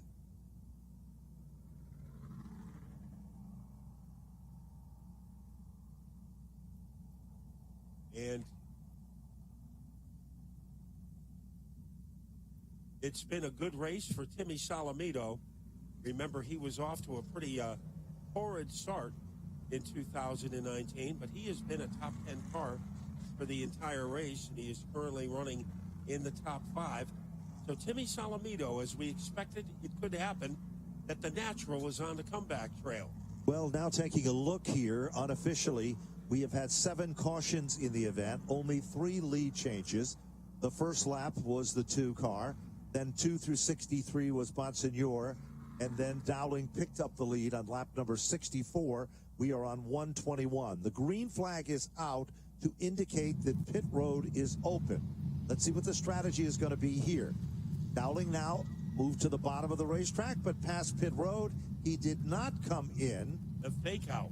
Yes, but the rest of the cars coming in include, again, Kyle Bonsignor with the number 22 car, the 16 of Timmy Salamito, Woody Pitcat, the 82, the 32 car, all heading on pit road. Let's go down and see if we can get more information on some of the adjustments being made. Left rear tire change. That a left rear, that is, for Woody Pitcat, making another stop. Also, Timmy Salamito taking, it looks like, a right front tire from my angle. Also, Kyle Bonsignor making a stop in as well, and some adjustments to his car as more cars in front of Dave in turn 1. Well, I've got Rob Summers with me, and Rob, it seems like you kept trying to dodge a bullet all day. Your crew worked very hard, but finally, it was just able to catch up with you.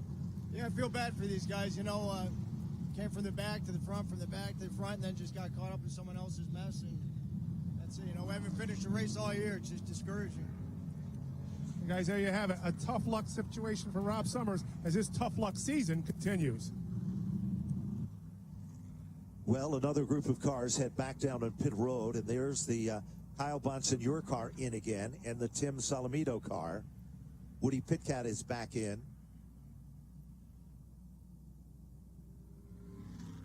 Well, it looks like Rob Summers is down for a 28th place finish. So another disaster for the Rocket. Jimmy Blewett is back in. He has had a very frustrating day. Woody Pitcat went into pit. He was in 10th place before he made that pit stop. And Matt, if my math is correct, and some may question that, we should be done for pit stops for Woody Pitcat, Timmy Salamito, along with Jimmy Blewett, who remains on the pit lane. We should have seen those cars on pit road for the final time. Well, Doug Colby has moved up to the top 6. Ben, just to get back to you on that tire situation that you asked me earlier about Justin Bonsignor and Doug Colby, I went right to the crew chiefs. Phil Moran said 2, Ryan Stone said 1. Left to go. Well, there's the story. The field is now doubled up, 124 up on the board. So we can expect to see Colby and Bonsignor back to put on their final tires. You know, the big story there also is that we have been checking and comparing times, and you might not think this, but Bonsignor is kind of riding this thing out. And the same can be said for Chase Dowling. But what an amazing story. With 124 circuits, he has not been down on pit road. And Eric Goodale trying to pressure him on this restart, and he can't stay with the 99 again. Nobody seems to be able to do that, but breaking away into second in turn number 1, car number 1 for Jeff Rocco. And we believe the second car is the Anthony Nocella car that has come together in that location as well. So 2 cars stranded in that area. Guys, and another yellow comes out. We'll go back to Dave Barabal. That is correct. The back car is the 92 of Anthony Nocella. I see the net coming down on that car. And the other, of course, Jeff Rocco in the 1. So we said this was a strategy race, and that is the case. But Chase Dowling's, his strategy is something that we've never seen before. Do you think he might come in on this occasion? We have on lap number 127, so 73 laps remaining when they hit the line. And will this be the moment of truth for Chase Dowling? Maybe those tires, they belong in the Smithsonian or somewhere, because they have to be the best tires that Hoosiers ever made. Matt, I see the Dowling crew starting to get ready, so this could be the call to come in now. Well, we have 127 circuits up on the board. The strategy that they've been talking about is now the pits are open. The big story here is, will Chase Dowling come in? Remember, we talked about how Doug Colby and Bonsignor are riding it out. Dowling is heading down on pit road. The S&S Paving, Kerrigan, TAS Country Homes car is heading on pit road for the first time. That car has 127 laps. Let's see what the tire strategy and the fuel strategy is all about. They head down to the end of pit road. Kyle Rickey is down there in that location. Right side. Changing the right rear first. Jack goes up. Right rear is off. New right rear is on. And if there is ever a tire you want to look at, pit road reporters, is take a look at that tire that just came off the 99 car, because that's going to tell us the story. There is no question about that, because it's got 128 laps on it. That's like 100,000 miles, Matt, on our Cadillacs. Well, Chase Dowling, let's see if he has time to come back in, as we still have cleanup in the turn 2 area. And here he comes back in for tire number 2. That's right. This could be a 3-tire stop or a 2-tire one. Here he is, being very cautious and being very smart. Do you think it'll be the left rear? Yes, it will definitely be the left rear. And Dowling is in again. He stops. There's the Jackman. And we called it right, Matt. Left rear tire on Chase Dowling's race car. Let's go down to our pit reporters. Yeah, it looks like a left rear from my position for Chase Dowling. A lap ago, Timmy Solomito back on the pit lane in that number 16 car. He also took a left rear tire. Dave, is it a left rear down there for Chase?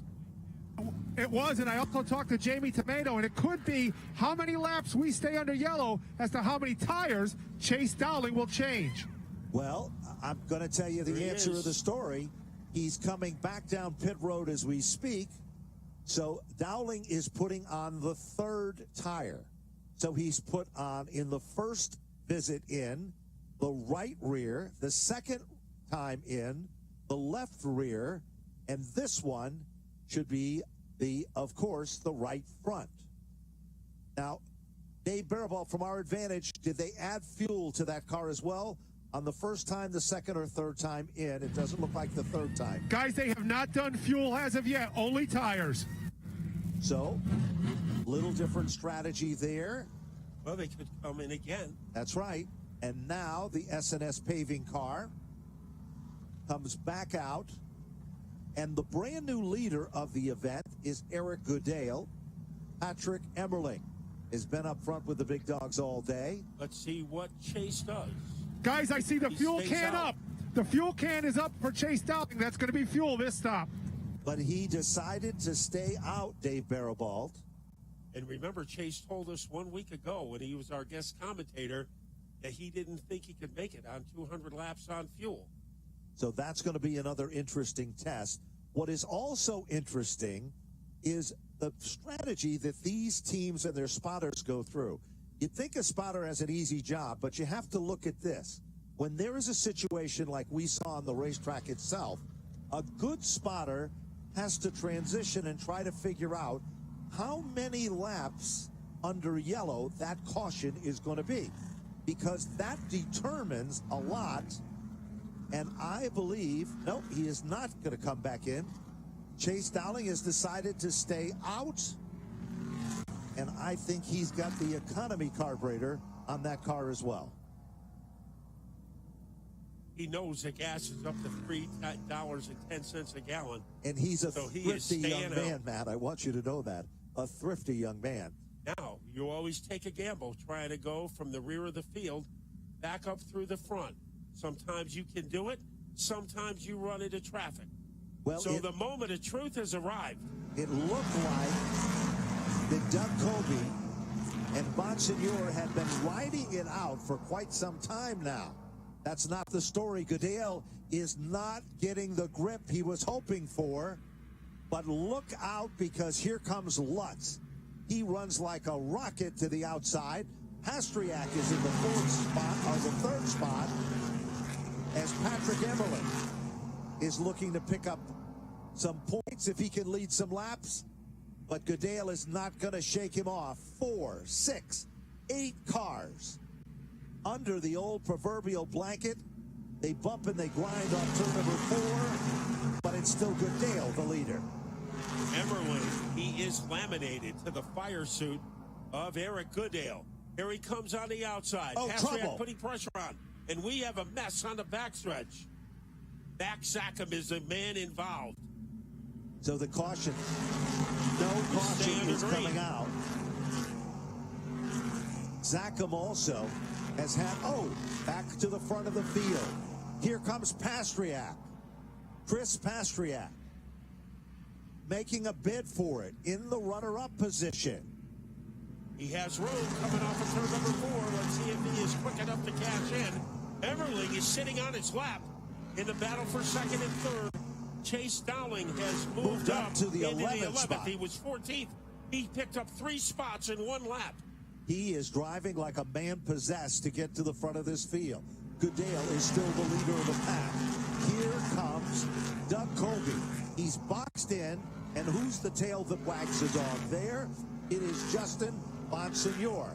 And while, all of a sudden, Chase Dowling got off the gas, unfortunately, as the lane closed in front of him, and he lost 4 positions on the racetrack. So Chase Dowling backpedals to the 11th spot. Up in trouble the front, now. we have trouble Goodale. for Goodale. Goodale went into the ice road trucker section of the track and lost about 7 positions. Meanwhile, Ronnie Silk has emerged among the top 5 cars. Lutz is directly behind him. Off the turn and down the back straightaway. Pastriak is the leader of the show. Doug Colby in Phil Moran's Rocket, the Mayhew car, is up to second. Bonsignor is right there with him. And keep your eyes further back in the field as Chase Dowling is boxed in traffic, and now he's found a way. You know, it must be unsettling to our leader, Chris Pastriak, to look behind him and see the 2 fastest cars all day, Colby and Bonsignor, trying to track him down. And Ron Silk, one of the underrated drivers in NASCAR, he hasn't made it the top 4. Here comes Lutz.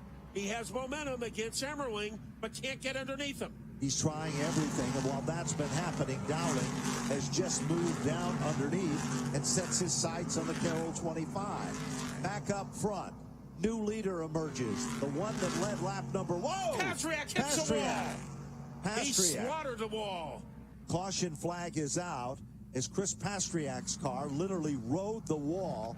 Look behind the scoreboard where it says K and N, and you will see the black tire mark. That was from the right front wheel of car number 75. Now, at this point, Pastriak was running among the top 3 positions, and that car sets on pit road, and they look at the right front suspension. We'll set the field for you in just a moment. You know, he started right where you see the WEEI sign, and he didn't get off the wall until he reached the Comitech sign right next to the trend sign. So he was on the wall for a long time. He certainly was, Matt. We'll set the field for you. 144 and counting in the greatest race in the history of spring. Here at the Stafford Motor Speedway, Doug Colby takes the lead for the second time in the Mayhew car. Bonsignor currently sets in second. Ronnie Silk is third, and Patrick Emerling sets in 4. Craig Lutz is back to the top 5. Calvin Carroll is in the 6th spot. Chase Dowling back to 7th. Timmy Salamito is 8th. Timmy Catalano is 9th, and Kyle Bonsignor is 10th. And then after Kyle Bonsignor is Blake Barney, 11th. Eric Goodale, 12th. Tyler Remkema is 13th. And Sammy Ramo, 14th. Woody Pitcat, 15th. Max Zachem, 16th. Gary Putnam, 17th. And 18th is J.B. Fortin. And then the 19th, Wade Cole. 20th, Chris Pastriak. And 21st, Joey Muchacharo. 22nd, Jimmy Blewett. 23rd, Tommy Catalano. Kyle Ebershall, 24th. Walt Sutcliffe, 25th. Anthony Nacella, 26th. Jeff Rocco, 27th. Mark Backai, 28th. Dave Sapienza, 29th. Rob Summers, 30th. Joey Cipriano, 31st. Melissa Fifield, 32nd. Matt Swanson, 33rd. And Ken Hagee in 34th. And our new leader, according to our timing and score. Nomad, it still appears with 146 up on the Kobe board. is still there. Doug Colby is still the leader. Looks like Fortin is going to get the free pass. Yes, and it appears that that is the story there. Monsignor is currently in second with Ronnie Silk in the third spot. And a great run for the number 25 machine of Calvin Carroll, who is doing a great job here this afternoon. Former Rookie of the Year, who is, I think, this is his best run ever at Stafford. Guys, Eric Goodale came in a lap ago, took a right front on his number 58 car, and it appears he's coming back in, and indeed he is. His second stop under this caution, and it will be a right rear tire change for Goodale. Chris Pastriak, meanwhile, has climbed out of his car just behind me. In fact, he is actually grabbing tools out of the pit box as that car I thought was going out of the park on the back straightaway. A wild ride for Chris, who somehow was able to drive that car back to pit road, get it behind the wall, and now he is among the many crew guys working on the right side of that 75 car. Well, there's a lot of work going on pit road, as how Ricky had mentioned. And there is our free pass car. Field is doubling back up, and the men in the front row, well, they've been there before today, Matt, as Doug Colby led the first lap, and then lap number 2, Justin Bonsignor quickly moved to take over, and Goodale is back down on pit road with car number 58. Second row is Ronnie Silk. Calvin Carroll is in that row as well, and then it's Chase Dowling and the number 45 machine for Tim Catalano. I think an interesting point here, Matt, is Doug Colby has won this year, Bonsignor has won this year, and Ronnie Silk has won this year. And those are your top 3 cars. Boy, you figured it out. And Calvin Carroll, 22nd in the standings, has finished 21st, 32nd, and 19th. There is the green going back on 149. And car number 2, Doug Colby, back in command. The movers and shakers are Ronnie Silk, Bonsignor, Chase Dowling, and a surprise, Calvin Carroll. Watch Dowling as he's coming to the front of the class, as now Dowling has moved into the third spot. Well, he has inside position. Now he is going after Colby. Ron Silk has the lead. Colby hanging on to second by his toenails. And here comes Dowling as he whirlwinds his way into the top 2. Dowling is back on top of his game. We'll check the times at timing and scoring. 40 laps to go, rather, as they work their magic. Down the back straightaway. Dowling has moved into second. Bonsignor right there with him in the third position. And now Doug Colby's car. And look at Timmy Salamito now. We have counted him out on a couple of occasions, but not now. Here comes Chase Dowling. All over Ronnie Silk. Bonsai move. Bottom of turn 3. Off the turn. Chase Dowling moves into position number 1 on lap 163 with a time of 18.823, correction 18.676. But what's the question hanging over that number 99? It Does he is have fuel. enough fuel to go the distance? He's pulling away from 163. Ron Silk. Justin Bonsignor still back in the third spot. Colby in 4, Salamito in 5. Kyle Bonsignor moving forward in 6th. Rip Kima in 7th. Woody Pitcat 8th. Calvin Carroll in 9th. And Blake Barney rounding out the top 10. Let's take a look at the time. 18.651. Trouble down the front straightaway. Car number 25. Once again, the ripple effect started as there was a couple cars that slowed down in front of Calvin Turrell, and he got caught up in it. And I think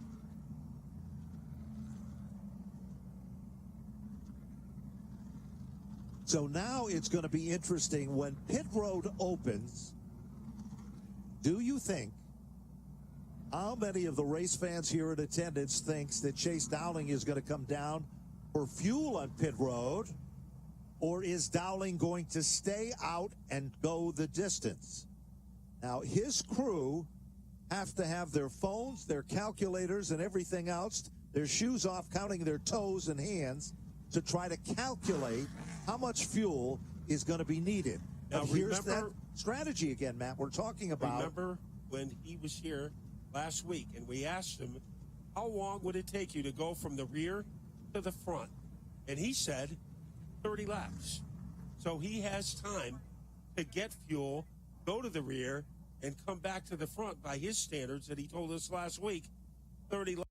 He'll have a handful of laps to spare.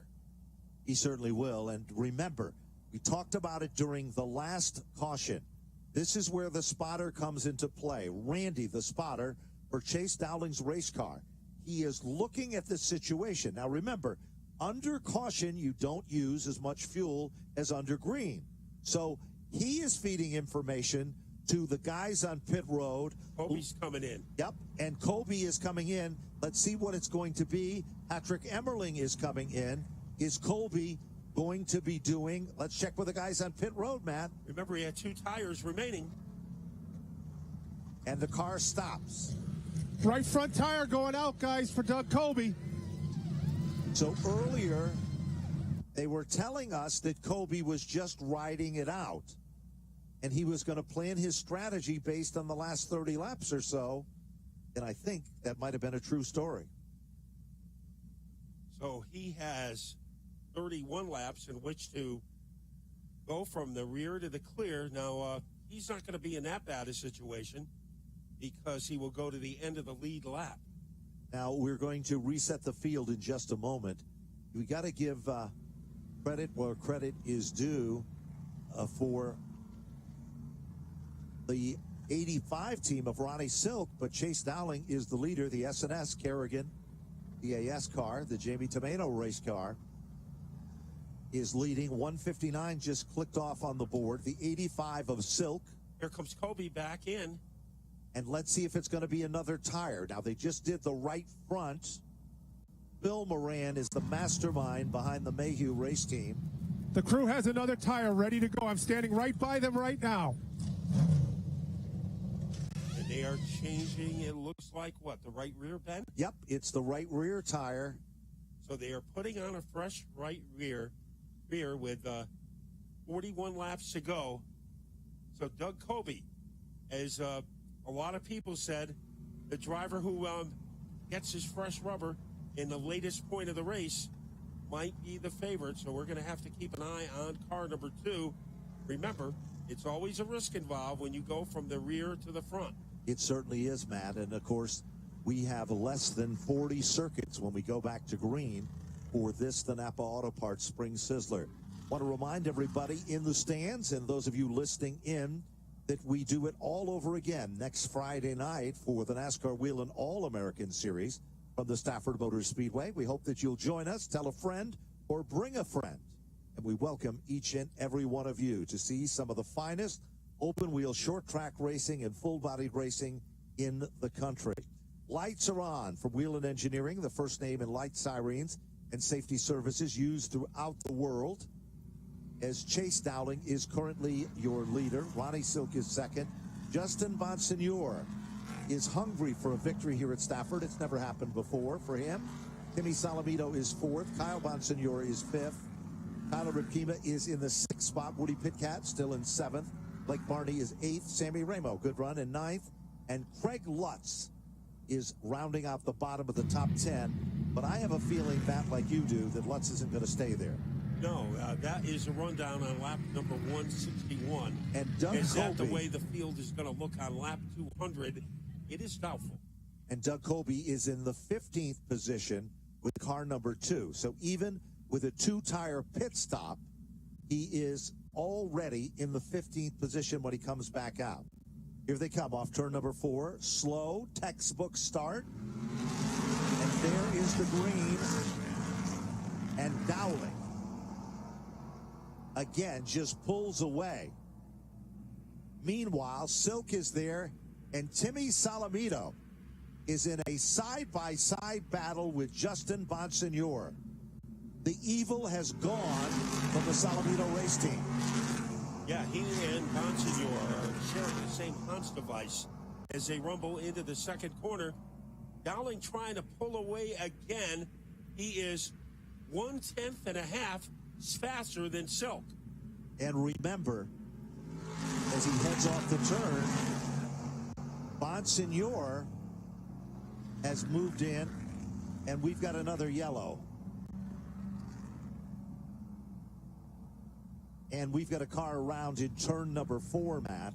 J.B. Fortin, one of those cars involved, and the other, Timmy Catalano. And this is not what Doug Colby wants to see. He wants a lot of green flag laps so he can get to the front. So the yellow flag laps are not in his favor.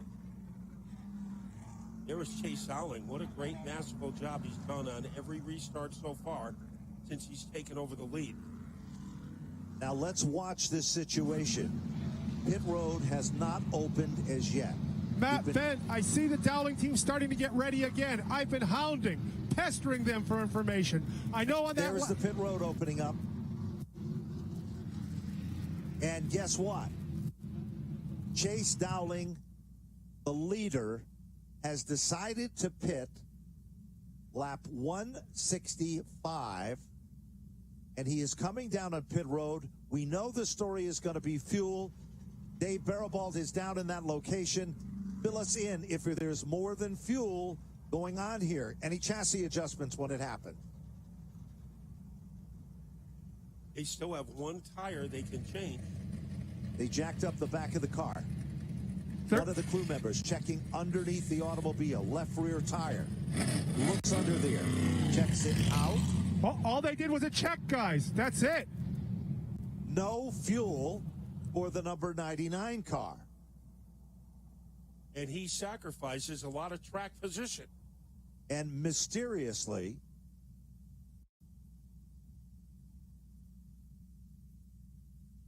and now, the way they're getting ready, Ben and Matt, they're not done yet. They're back up with the fuel can ready to go. So we'll see if Chase Dowling pulls down pit lane. You know, interestingly enough, as he was starting to head back out, the stop and go sign suddenly made him stop there at the bottom of the turn. 10 cautions of the event.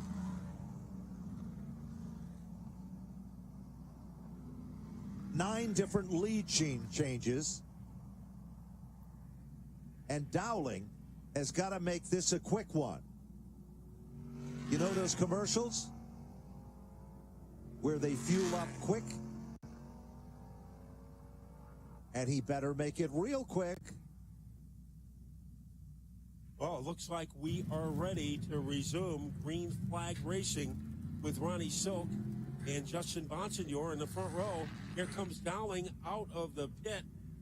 That was really just a splash and go, guys. Okay, he will be up to the 16th position, and there is the green. And that did not work to the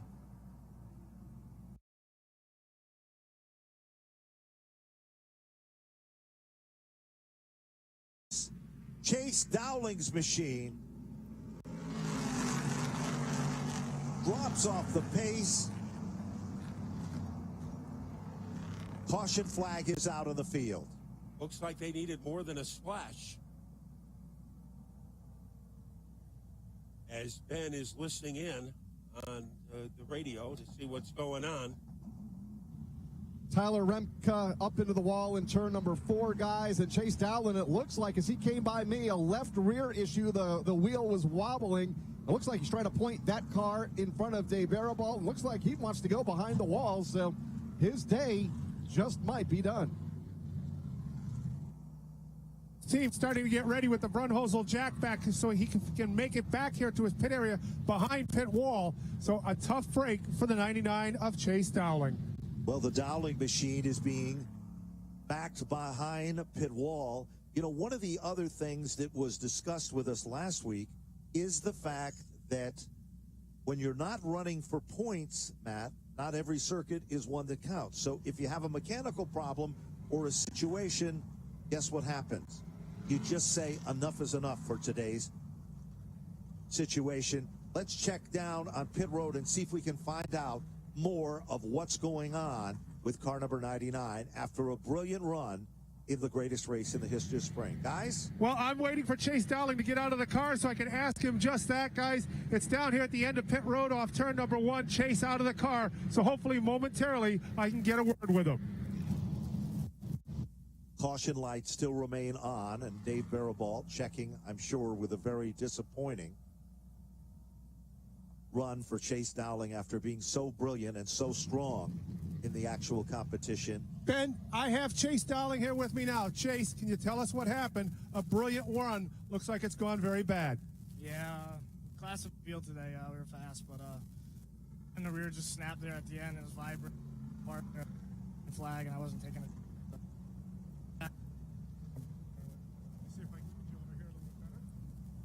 Chase, if you could tell us that again as we were cutting out. Something in the rear end just snapped there at the end, so I wasn't going to ball the car up in the fence for no reason. Now, Chase, a lot of us thought, was gas ever a thought of or an issue that you were going to come in? I think that there was a time back on an earlier caution you wanted to come in, but the pit road, the gate, the window just closed. Yeah, I mean, we were thinking about getting gas, but then we were counting caution laps, and it looked like we were going to be fine. So just unfortunate day for us. Guys, as you can hear in Chase's voice, disappointment, a 99, a great run today, gone bad late here in the Sizzler. What a heartbreaking situation for Dowling as he really turned some heads here today. He's definitely one of the guys to watch with a bright, bright future ahead of him. They lost the rear end in the car. Remember, Doug Colby down south had a similar situation occur for that race team, and they were able to put a new rear end. He was able to come back and end up running up front in the competition there. So mechanical woes, sometimes it's something as simple as a $5 part that can end a day of a lot of money on the line. And Doug Colby in 12th, and he has about 27 laps in which to get to the front. So this is going to be a barn burner with Ron Selk and Justin Bonsignor running 1-2. Timmy Salamito is back to being the natural. The imposter that started the season is gone, and this is the old Timmy Salamito. By his side, Kyle Bonsignor, who has to have some confidence, Ben, because he won the last time the tour was here at the fall final. He certainly also, did. Woody Pitcat is in 5th, and Blake Barney in 6th. So I would say any one of those 6 guys has an opportunity to win the Spring Sizzler. I'm going to disagree with you. We hardly ever, but Craig Lutz is in the 7th spot, and he could be a factor in that combination as well. I didn't say the top 7, but also just the top 6. And, of course, Colby. You can't ever count him out at his home turf. He might be 12th now, but I would say in about 6 or 7 laps, he will be in the top 5, perhaps. You know, also, as we're looking at this, Sammy Ramos, the rookie, is up to the 8th spot. Max Zachem is in the 9th position. Eric Goodale back up to 10. Patrick Emmerling in 11th. And then Colby falls into play in the 12th position. Jimmy Catalano in the 13th spot. And Wade Cole in 14th with the number 34 rounding off the top 15. And remember, Doug Colby has the freshest rubber of the drivers in the upper echelon of the field. Though sometimes that means a lot, sometimes it doesn't. We'll find out how it plays out for Doug Colby. Looking for his 2nd win of the season.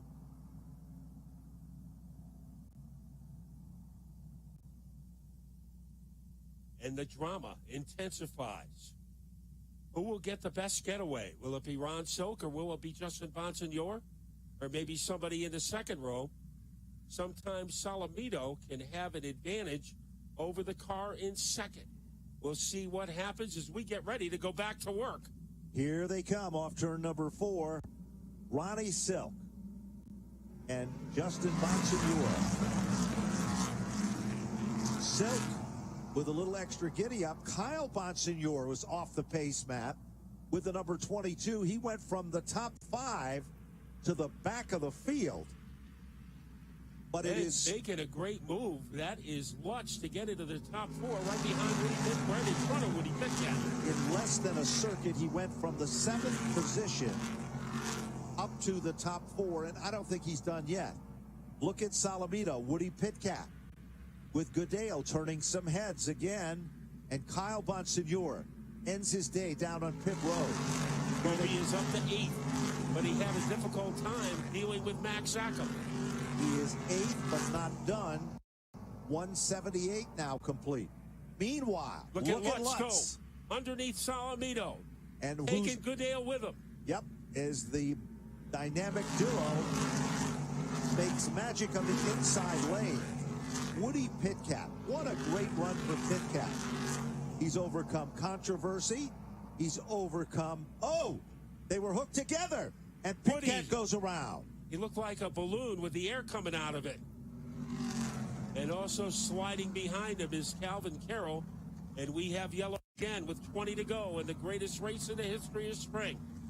Matt Buckler, we're going to be taking a look at the paperwork. We're on our second page with 12 cautions in the event, most of them for minor situations, lead changes, and there has been a wholesale group of lead changes, but the ones that are of the most important is Ronnie Silk literally took the lead on lap number 166. We were on lap number 180.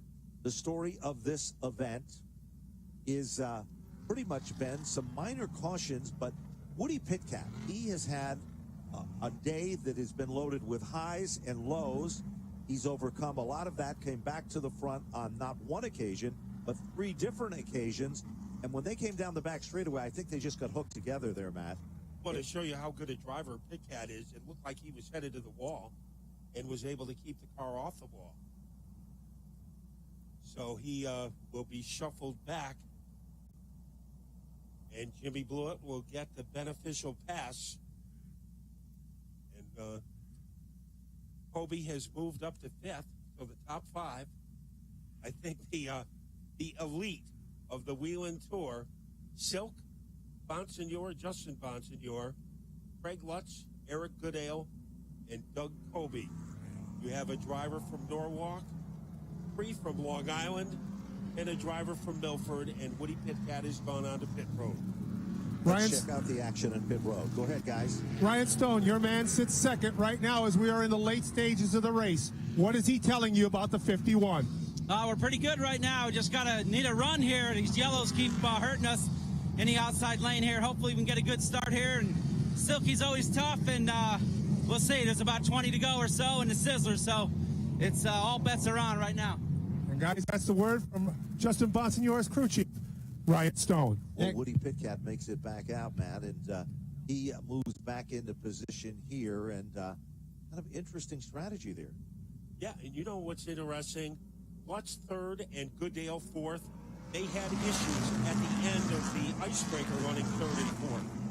Well, it's still Ronnie Silk, the dominant car at the point. They're working him over, and there comes Lutz. Craig Lutz.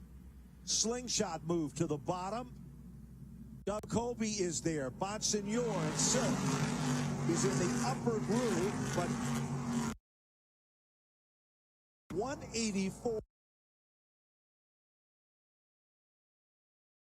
Pull away from Kobe and Silk. Craig Lutz looking for his first ever Whelen Tour Modified win. Here comes Kobe, the 5-time champion. Silk, the 1-time champion. Bonsignore, the 1-time champion. They're all going after the Lutz cracker.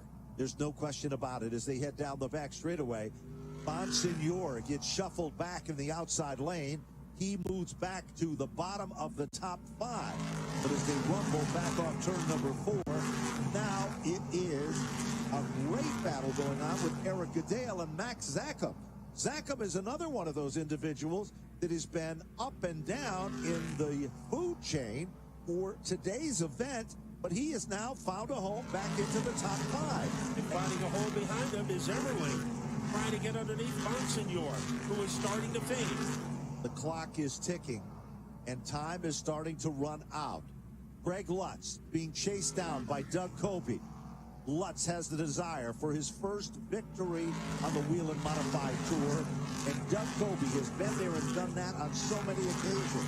As a 5-time champion, we talked about his helmet bag and all of those Hoosier victories, and there he goes! Doug Colby slingshots down underneath Lutz. Doug Colby, the leader of lap number 1, is now the leader on 189. And does Lutz have time and have enough car to get him back? In third is Silk, holding off Goodale. Max Sackham in the top 5, but in the top 1, Doug Colby. Here comes Lutz. Down to 10 laps to go, and we have a barn burner. It's Lutz looking for some inside room. While that is happening, there's a battle for the 3rd and the 4th spot. Ronnie Silk is being literally worked over by Goodale. Max Sackham is there, Emmerling is there, and Justin Bonsignor. But off turn number 4, the countdown continues. Here comes Greg Lutz again. Down on the lower apron, can't do it. Colby slams the door. There's no room at the end this time. Looked like he had some leverage, but Colby took it away. Let's see what Colby does. Slower car in their way. Wade Poole. Will that become a factor? A little tussle between Sackham and Goodale. No harm done. But it's the last thing Colby wants is a yellow flag. Doug Colby continues to set a blistering pace. We'll look at the timing. Last time by, 18.689, and Lutz, 18.777. But let's get close enough to take one more shot. Here he comes. Does he have some elbow room? Once again, Colby slams the door. As Colby leading by about the length of a tongue depressor, down to the final 6 laps. He works his magic to the bottom of turn number 1. There's clear track in front of our 1st and 2nd place cars. Colby comes off the turn like a rocket. Deep into turn number 3. Lutz can reel him in. But as they come off turn number 4, watch Colby as he steps on the gas. There is 5 laps to go. 5 laps remaining. Matt Colby still got the lead, but look a little further back. Goodale and Max Sackham, along with Ronnie Silk, got a good battle. Yeah, they are having a party back behind our co-leaders. Colby, he can expect one more challenge from Lutz as we head to the wire in the Sizzler. Silk as 3rd. Going to the outside of Goodale is Max Sackham, looking to move into 4th place. Good run for Max Sackham. Meanwhile, back up front, Greg Lutz just tapped the back bumper of Colby. Now he tries the crossover move. It doesn't work. It's still Colby, the leader of the pack, as they head back to the stripe. This time, Greg Lutz is looking for the opportunity. That one slip up. But when you're Doug Colby, it never seems to happen.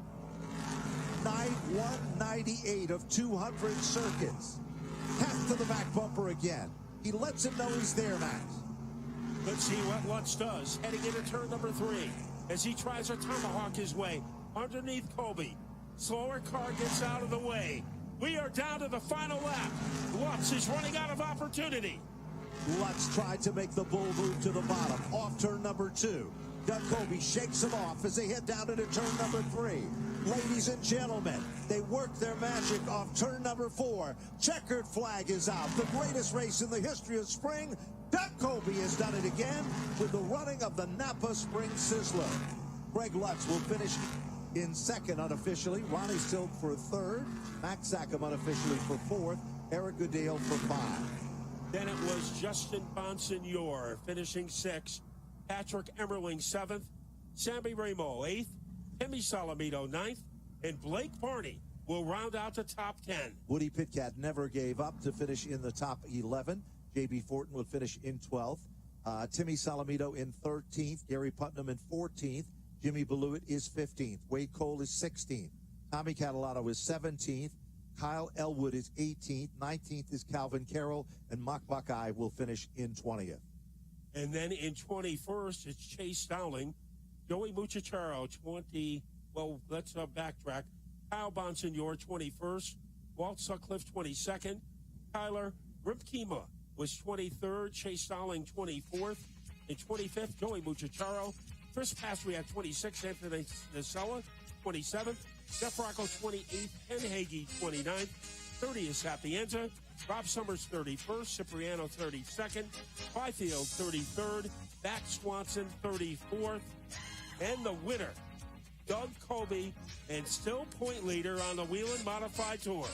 And in addition to that, Matt, he took the lead back on lap number 189 and held it right down to the wire of lap number 200.